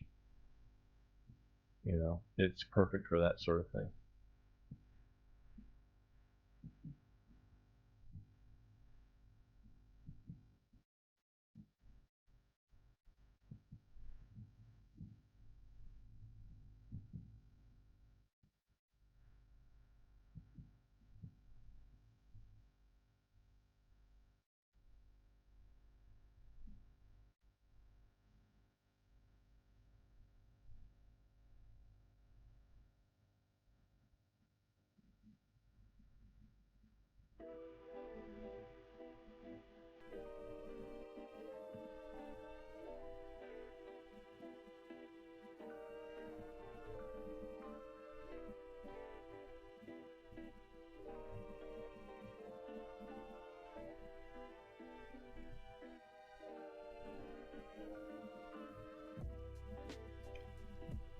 The look of shame. I feel dirty. Is that far enough? I can't. When I look down, I don't. I can't. I have not been able to see what you guys see, so I'm literally going to have to go back and play this video just to see the googly eyes.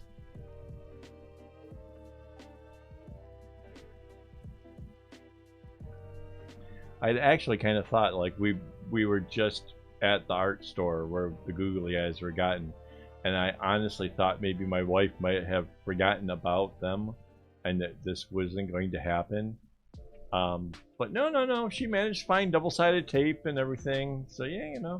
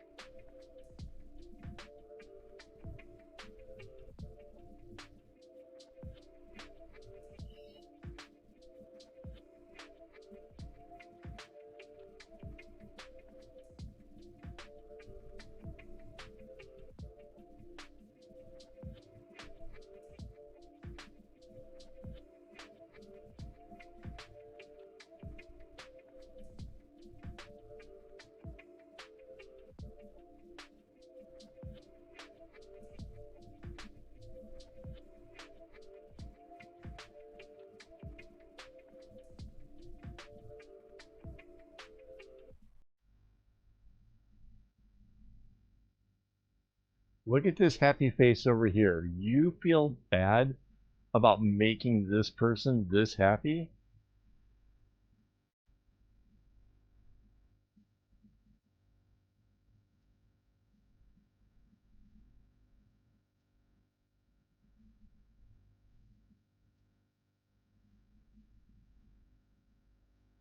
Yeah, I'll be sure to keep an eye out for.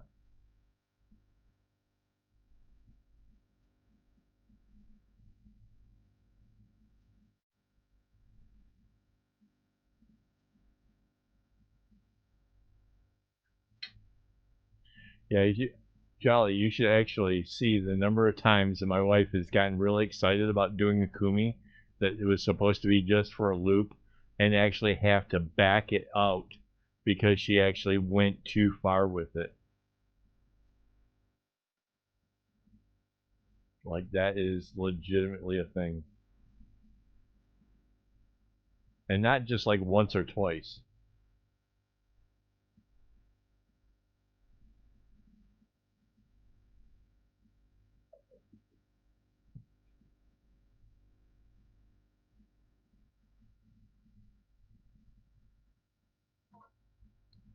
There's friggin' sticky tape on my head.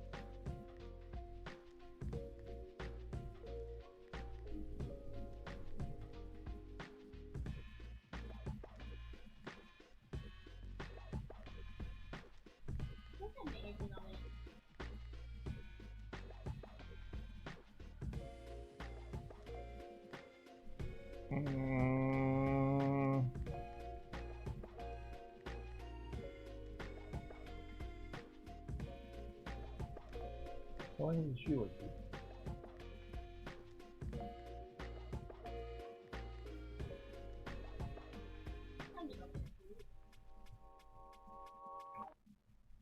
I don't know, she's made like shoelaces. She made a lot of stuff.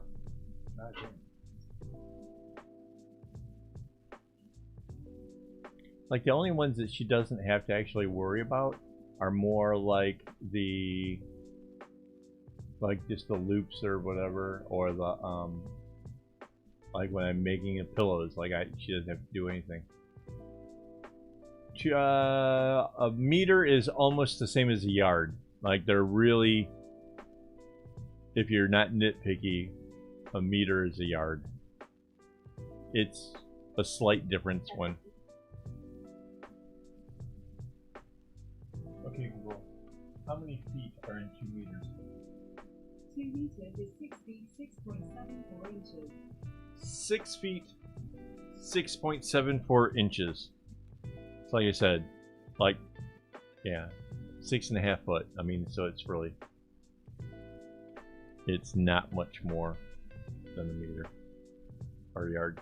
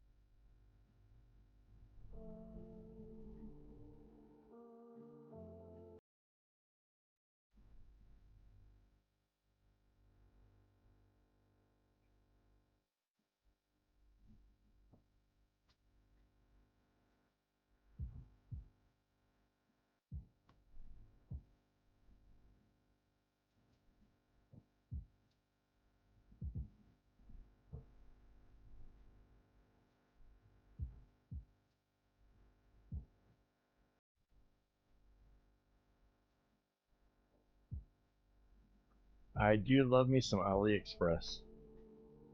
I just got some new fidget toys. In fact, actually, I plan on doing an ADHD review of fidget toys as a video.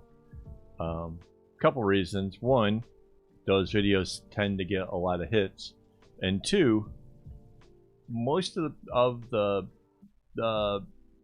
big YouTube names that I've ever watched doing them basically do it as a reaction video. Like they're all about like, oh, look at this seems to do some stuff, but I don't know, I'm not sure I would actually use it, which is like the worst kind of a review. Like, take the thing out, try it for a while, then tell us, like, did it scratch the itch, did it do a thing, you know, what's your take on it, instead of like what impression you get after 10 seconds of opening it up out of the bag. Like that, just their videos annoy me. So yeah, that's something to look forward to. But I'm waiting for one more toy to arrive. the one that I wanted the most, and it's taking the longest to get here. So like that seems about right. Anyways, something to look forward to.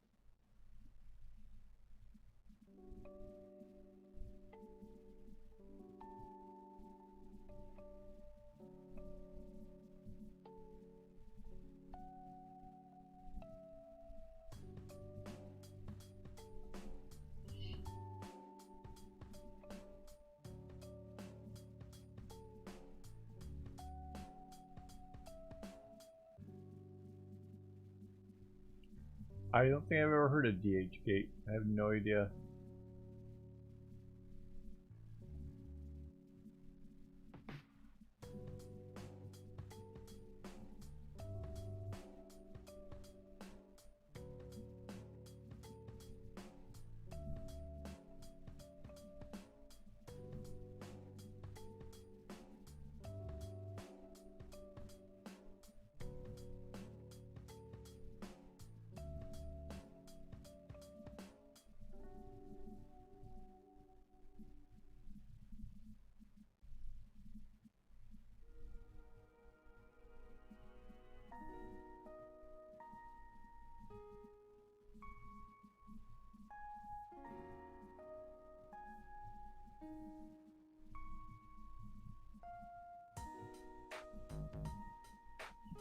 Yeah. Phil, you should remind me later to show you what the gravity boots I got from AliExpress look like. They've got a little latch to keep them like buckled in while you're hanging upside down. The latch is made out of a little tiny bolt with a couple nuts and like a long bead, like a metal bead or whatever, and then this like little plastic thing that kind of swings around. It has got to be like the cheapest safety feature that I've ever seen in my life. It was obviously like somebody must have had the buckle come undone and they're like, well, how can we fix these things? And it's like the worst kind of method for it or whatever, but I mean it does work. It keeps me from falling out of the things, so I haven't like broke my head or anything, so yeah.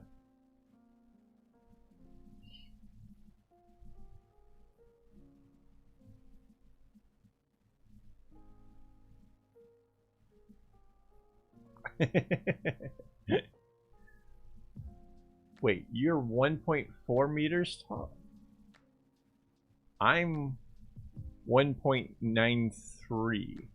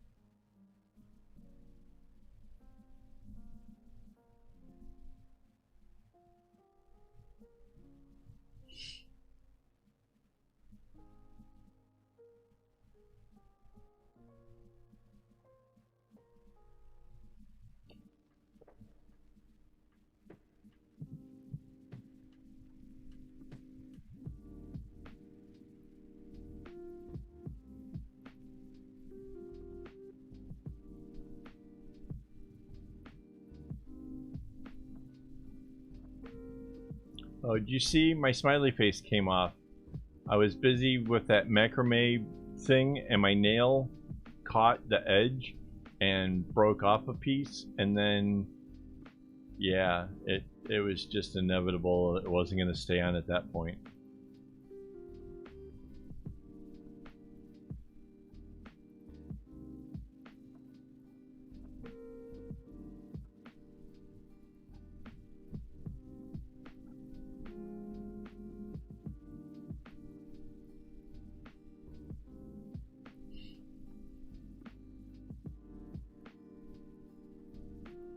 You guys in your fancy Windows 11.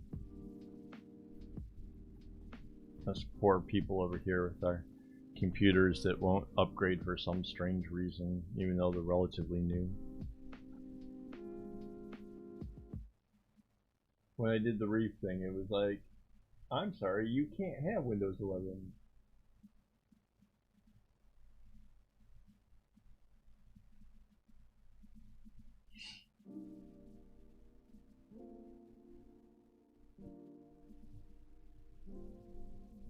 Yeah, same reason I know mine is 193, so yeah.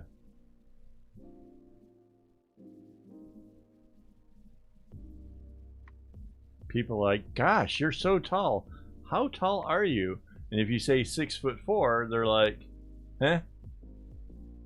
I'm 193. Woo! uh...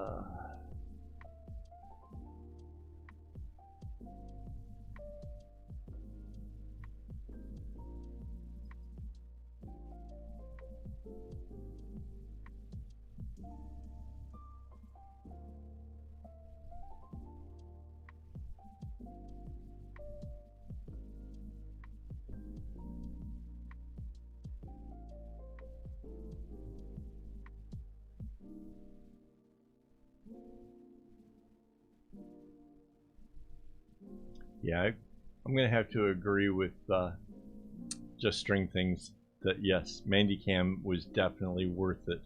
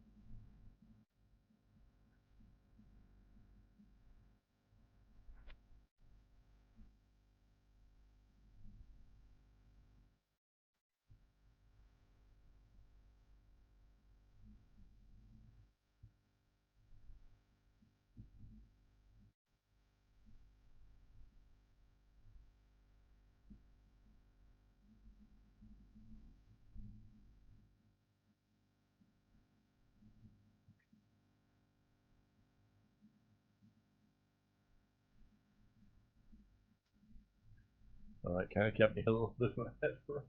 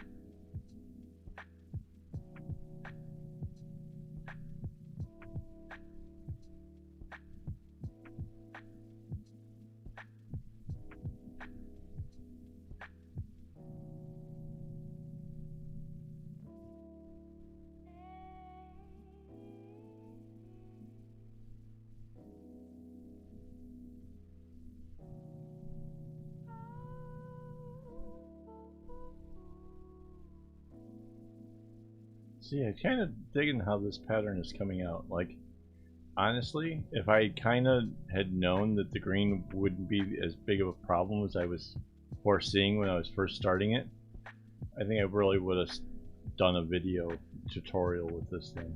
But whatever, I will try to find the string to pull off another one.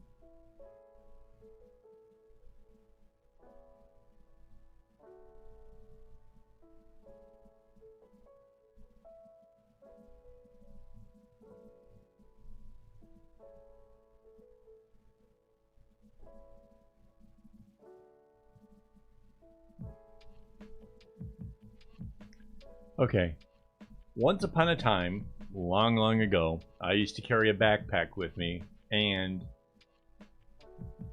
basically I have a bunch of essentials, things, because, you know, you never know what you might need. So I have an example of one of those things, like this, right?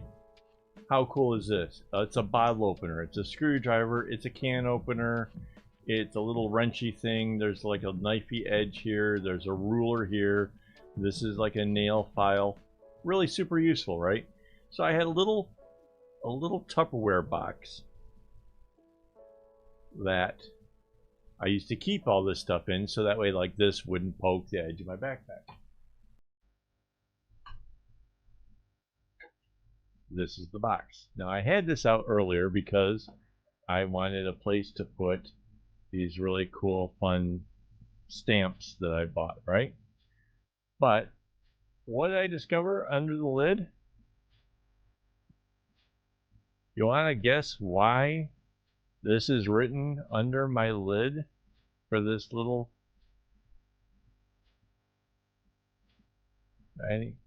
I'll give you a second on that one.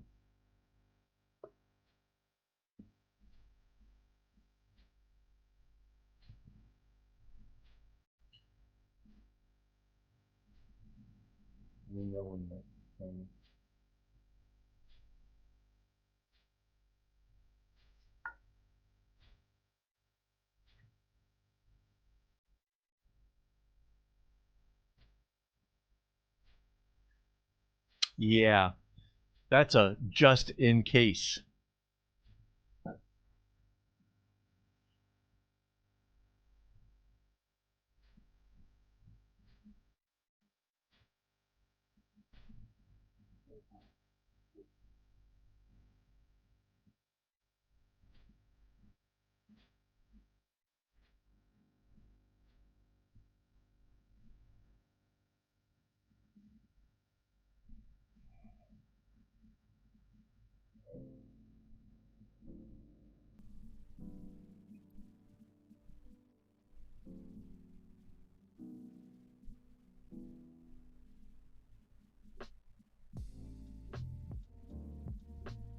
Yeah, the part of the joke that really got me today was the fact that I wrote that in there back in like the 90s.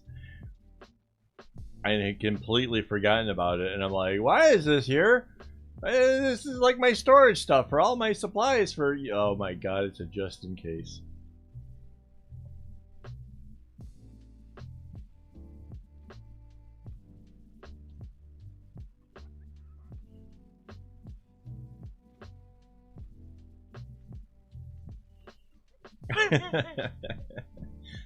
Oh no, don't be mad at yourself for laughing, it's quality.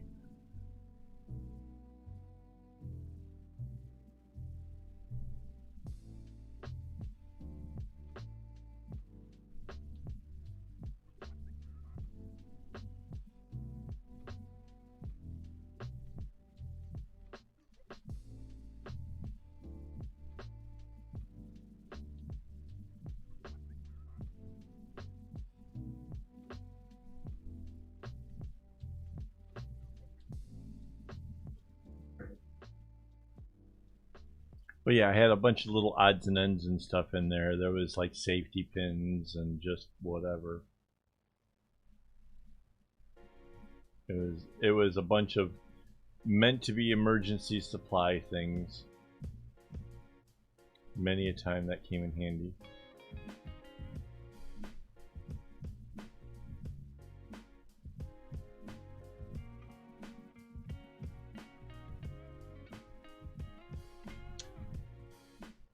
somewhere around here I have a business card holder that looks like a briefcase. I could just put a card in it that said just, but far less practical. More solid a joke, but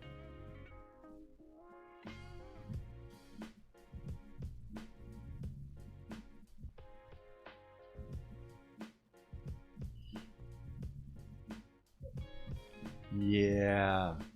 Oh my god.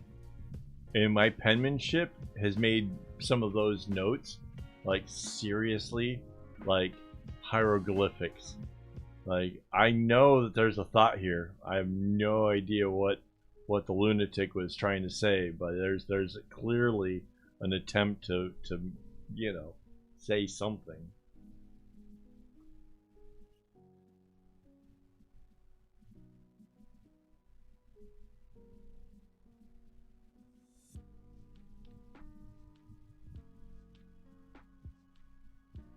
I have to say though, it has improved because I've been going through my bullet journal here the last few days, trying to look for ideas for, you know, what maybe I could do better on next year's. And yeah, I read everything that I put in there. Sometimes it took me a little bit of effort to read some of them because, again, not the best penmanship, but yeah, it was all legible, so I'm kind of happy. Yeah. Yeah, Jolly, that's exactly it too. Like, oh no, this is such a major thought that I'm having. I'll never forget that. Wow, this is yeah. I I often overestimate my ability to remember something.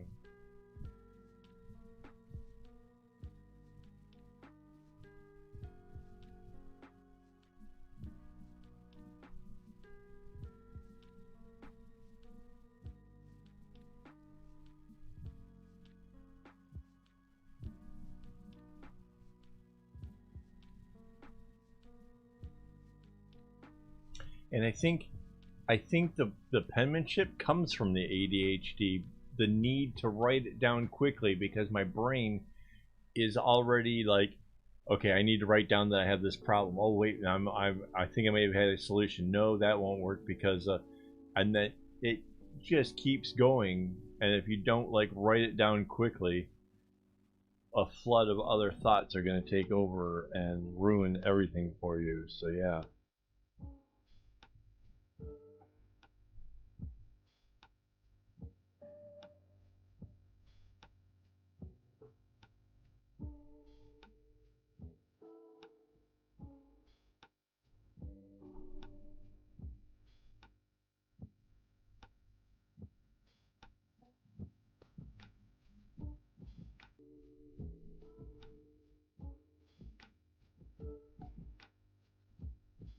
So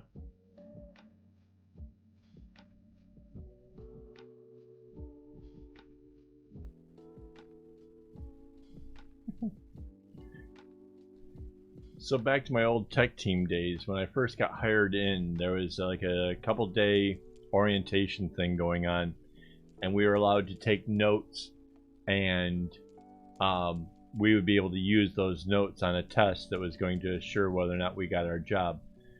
And the girl sitting next to me at the table, she's got this lovely little notepad, and she's doing these things where, like, there's a little header at the top and then bullet points down below it, and it looks so nice and neat. And me, I didn't come with any paper, so I took the piece of paper that they had, like our whole agenda written out on, and I'm writing in the margins and I'm writing in like various places, and I'm just like basic bullet points of a thought, you know, because there's no room to really write out like paragraphs or anything. And I actually scored better than her. Like, I was so envious of her note-taking skills.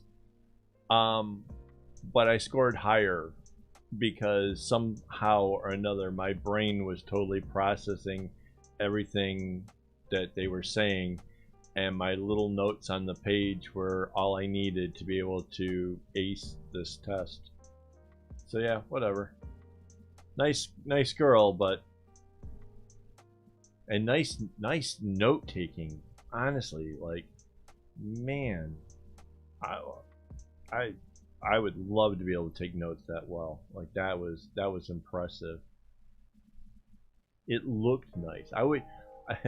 If I could make my bullet journal look as clean and cohesive as that, I would be really impressed.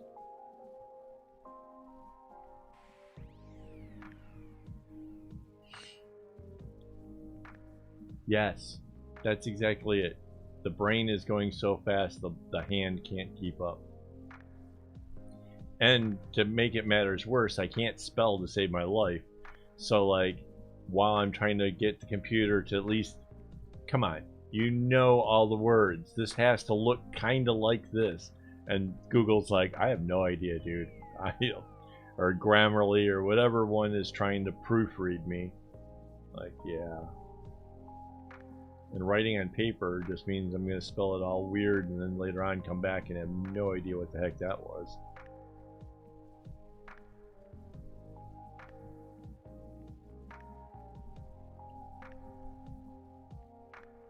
No, it was the one that sat next to me that carried the little maple baskets and stuff.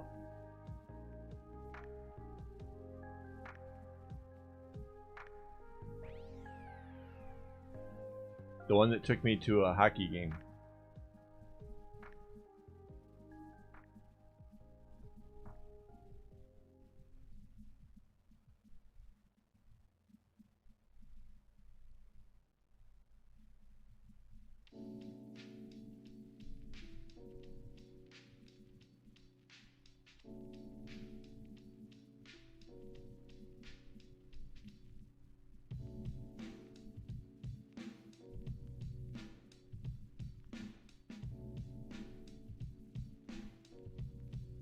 Yes. Yes. God, you remembered her name. I couldn't think of her name to save my life. She sat next to me. Oh, yeah, I know.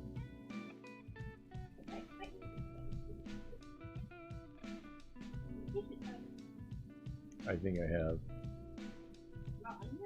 Oh, yeah, yeah. Not with these people.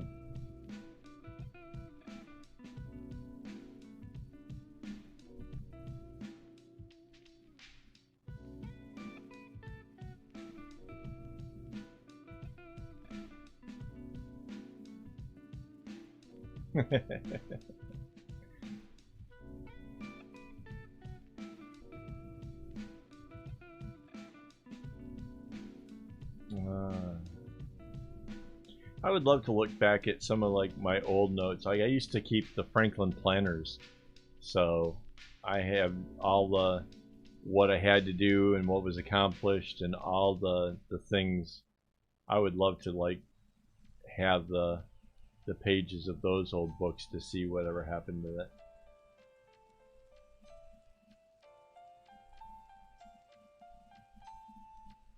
I'm trying to make my next bullet journal work a little harder than this last one. Last one, it was just sort of accomplishments and whatever. I kind of want to have more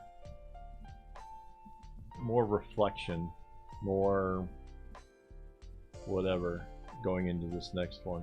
No, not like the whole Dear Diary thing, but just a little bit more of what's going on the day-to-day life.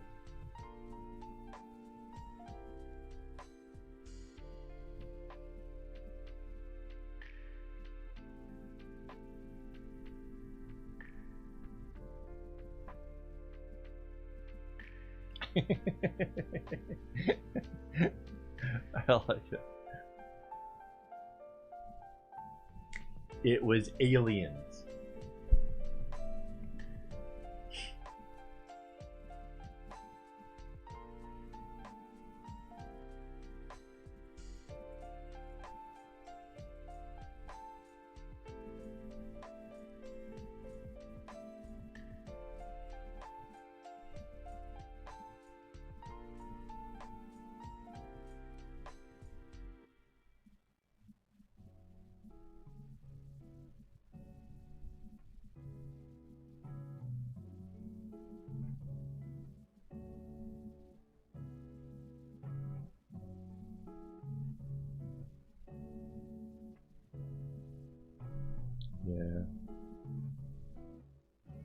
You know, there's something about the whole fact that, like, now that we have social media and stuff, that we can see and learn so much more about what it means to be ADHD. Like, I'm still learning things like, oh, that's not just me. Like, that's, yeah, it's kind of refreshing. Like, once upon a time, I used to just think that I had, you know, issues, and that, you know, whatever, I don't know, just kind of chuck it up that it was part of the thing. Like, I just recently watched a video about ADHD tax, and they were talking about, like, the guy bought pre-cut up fruit to eat, and like, isn't it more expensive to buy it that way? Yeah, but the ADHD tax is that if I buy fruit the cheap way or whatever, you know, like the inexpensive way where it still has to be cut and everything else, it'll end up in the bottom drawer in the refrigerator and forgotten about until it's rotten, and you know, you spend all this money on stuff that you never even get to eat. So paying the tax up front to have it already taken care of and ready to consume comes with the whole, you know, just makes it that much easier to not have it go bad on you. And that, yeah, they just call it ADHD tax. And yeah, I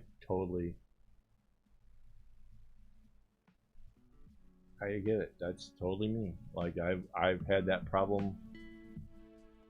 If it's out of sight, it's out of mind. I keep a whole boatload of things around me out and visible, because if I don't, I won't know how to find it. I won't think to use it, or, you know. And the worst part is, it's semi-clutter, which just makes it harder to do regular daily tasks. Like, I work better in a nice, neat environment, but then without object permanence, if it's out of sight, it's out of mind, and that causes its own set of problems. So yeah.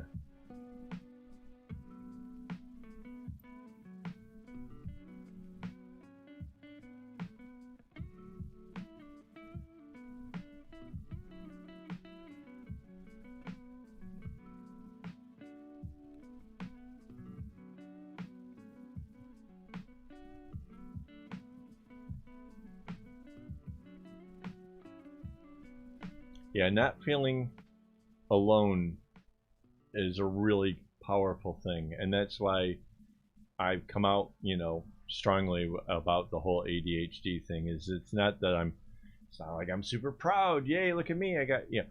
I want people to understand it's a thing. If you have it, it's okay. If you think you might have it, go get checked. You know, there shouldn't be a stigma against it. It's a thing. It exists. So yeah.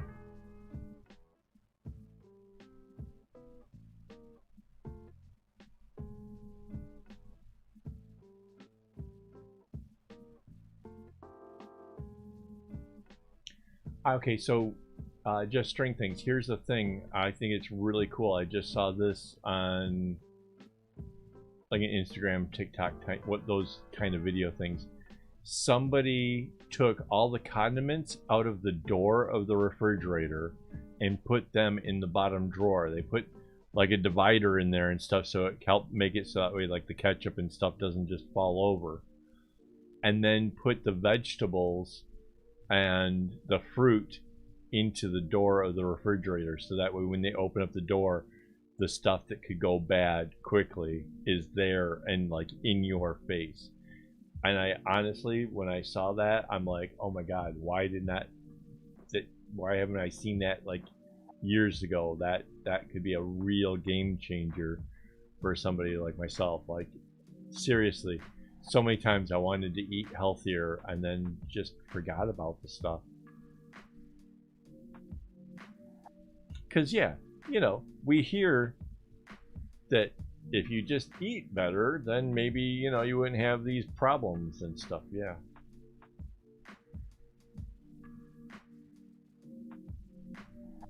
You know, so then we go out and we buy a bunch of vegetables and buy a bunch of fruits and stupid things that just go bad.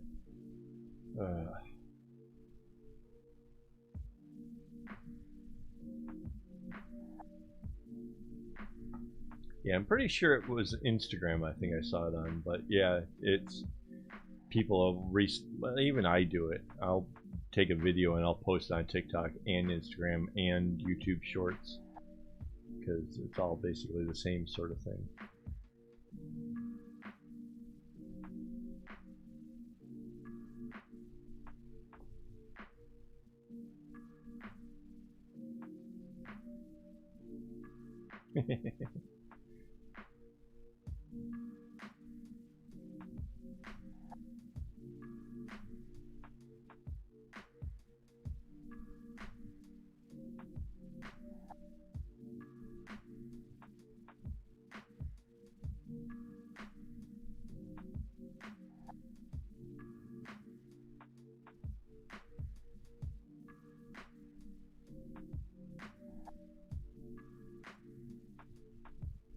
Yeah, so now that this is kind of getting longer, I mean, I think the pattern is really kind of, you can really start to see how the brown is so much wider than the green.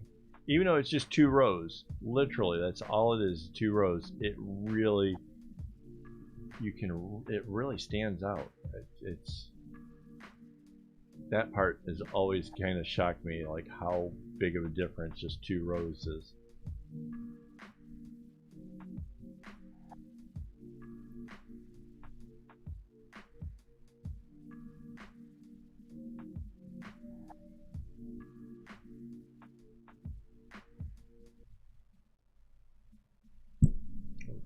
Didn't mean to hit the mic, sorry.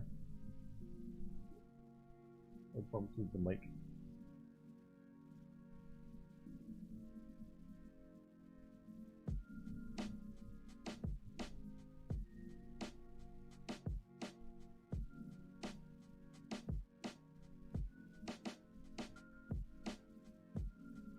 Yeah, the color scheme is pretty cool. Like I said before, I was afraid that with the greens together, trying to do this as a tutorial wasn't going to be very easy because like I have a pattern for this, but with the greens it just wasn't going to make any sense. And if I like give you guys the colors to work with for yourself, nobody's going to appreciate having colors this like spot onto each other. Like it's really difficult.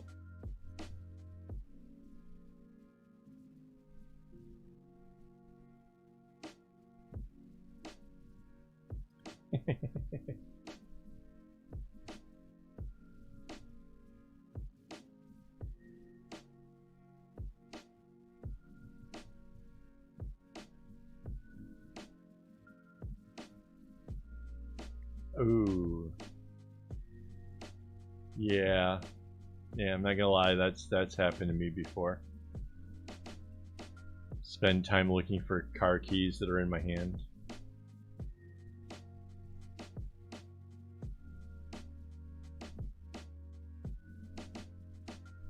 Well, mind you, like, so I've been using fanny packs since I was 18 because of back injuries, but I got really good at what I was calling being stoner proof, putting all the things that I would need, car keys, essentials or whatever, into that little bag to be able to go at a moment's notice. If somebody came by and were like, hey, we're going to go to the mall, I wouldn't have to think of all the other things to put in my pockets. It would all just be in a bag. And I used to think of the fact that, like, I'd call it stoner proof because, you know, I was getting high back then. And so this was my rationality. It must be because I get high that I can't seem to, you know, function like my friends and stuff do or whatever. Turns out it was ADHD. It wasn't, you know, and that the drugs were something that was calming to a hyperactive mind. But yeah, live and learn. But hey guys, it's going on 12:30 here. I kind of kind of late for me. I want to get a little bit of sleep. I've had a really great time. I really appreciate you guys all coming and hanging out, and it has definitely made this fun. We've only got 3 more live streams this year because of the New Year's and Christmas falling on the days like they do. So that's going to be a thing. So yeah, we got 3 more. If you guys can make it to these last 3, that would be amazing. Like I said, I love having people to chat with and bounce ideas, and I'm going to try to have some fun stuff to be working on. And we'll figure out which bag, or which pillow I'll be working on next. So hopefully we have that for next week's thing. But before I go, I do have to thank my Patreon supporters for all of their contributions to this. They essentially help pay for the cameras that I'm using, so including the Mandy Cam. So yeah, thank you guys.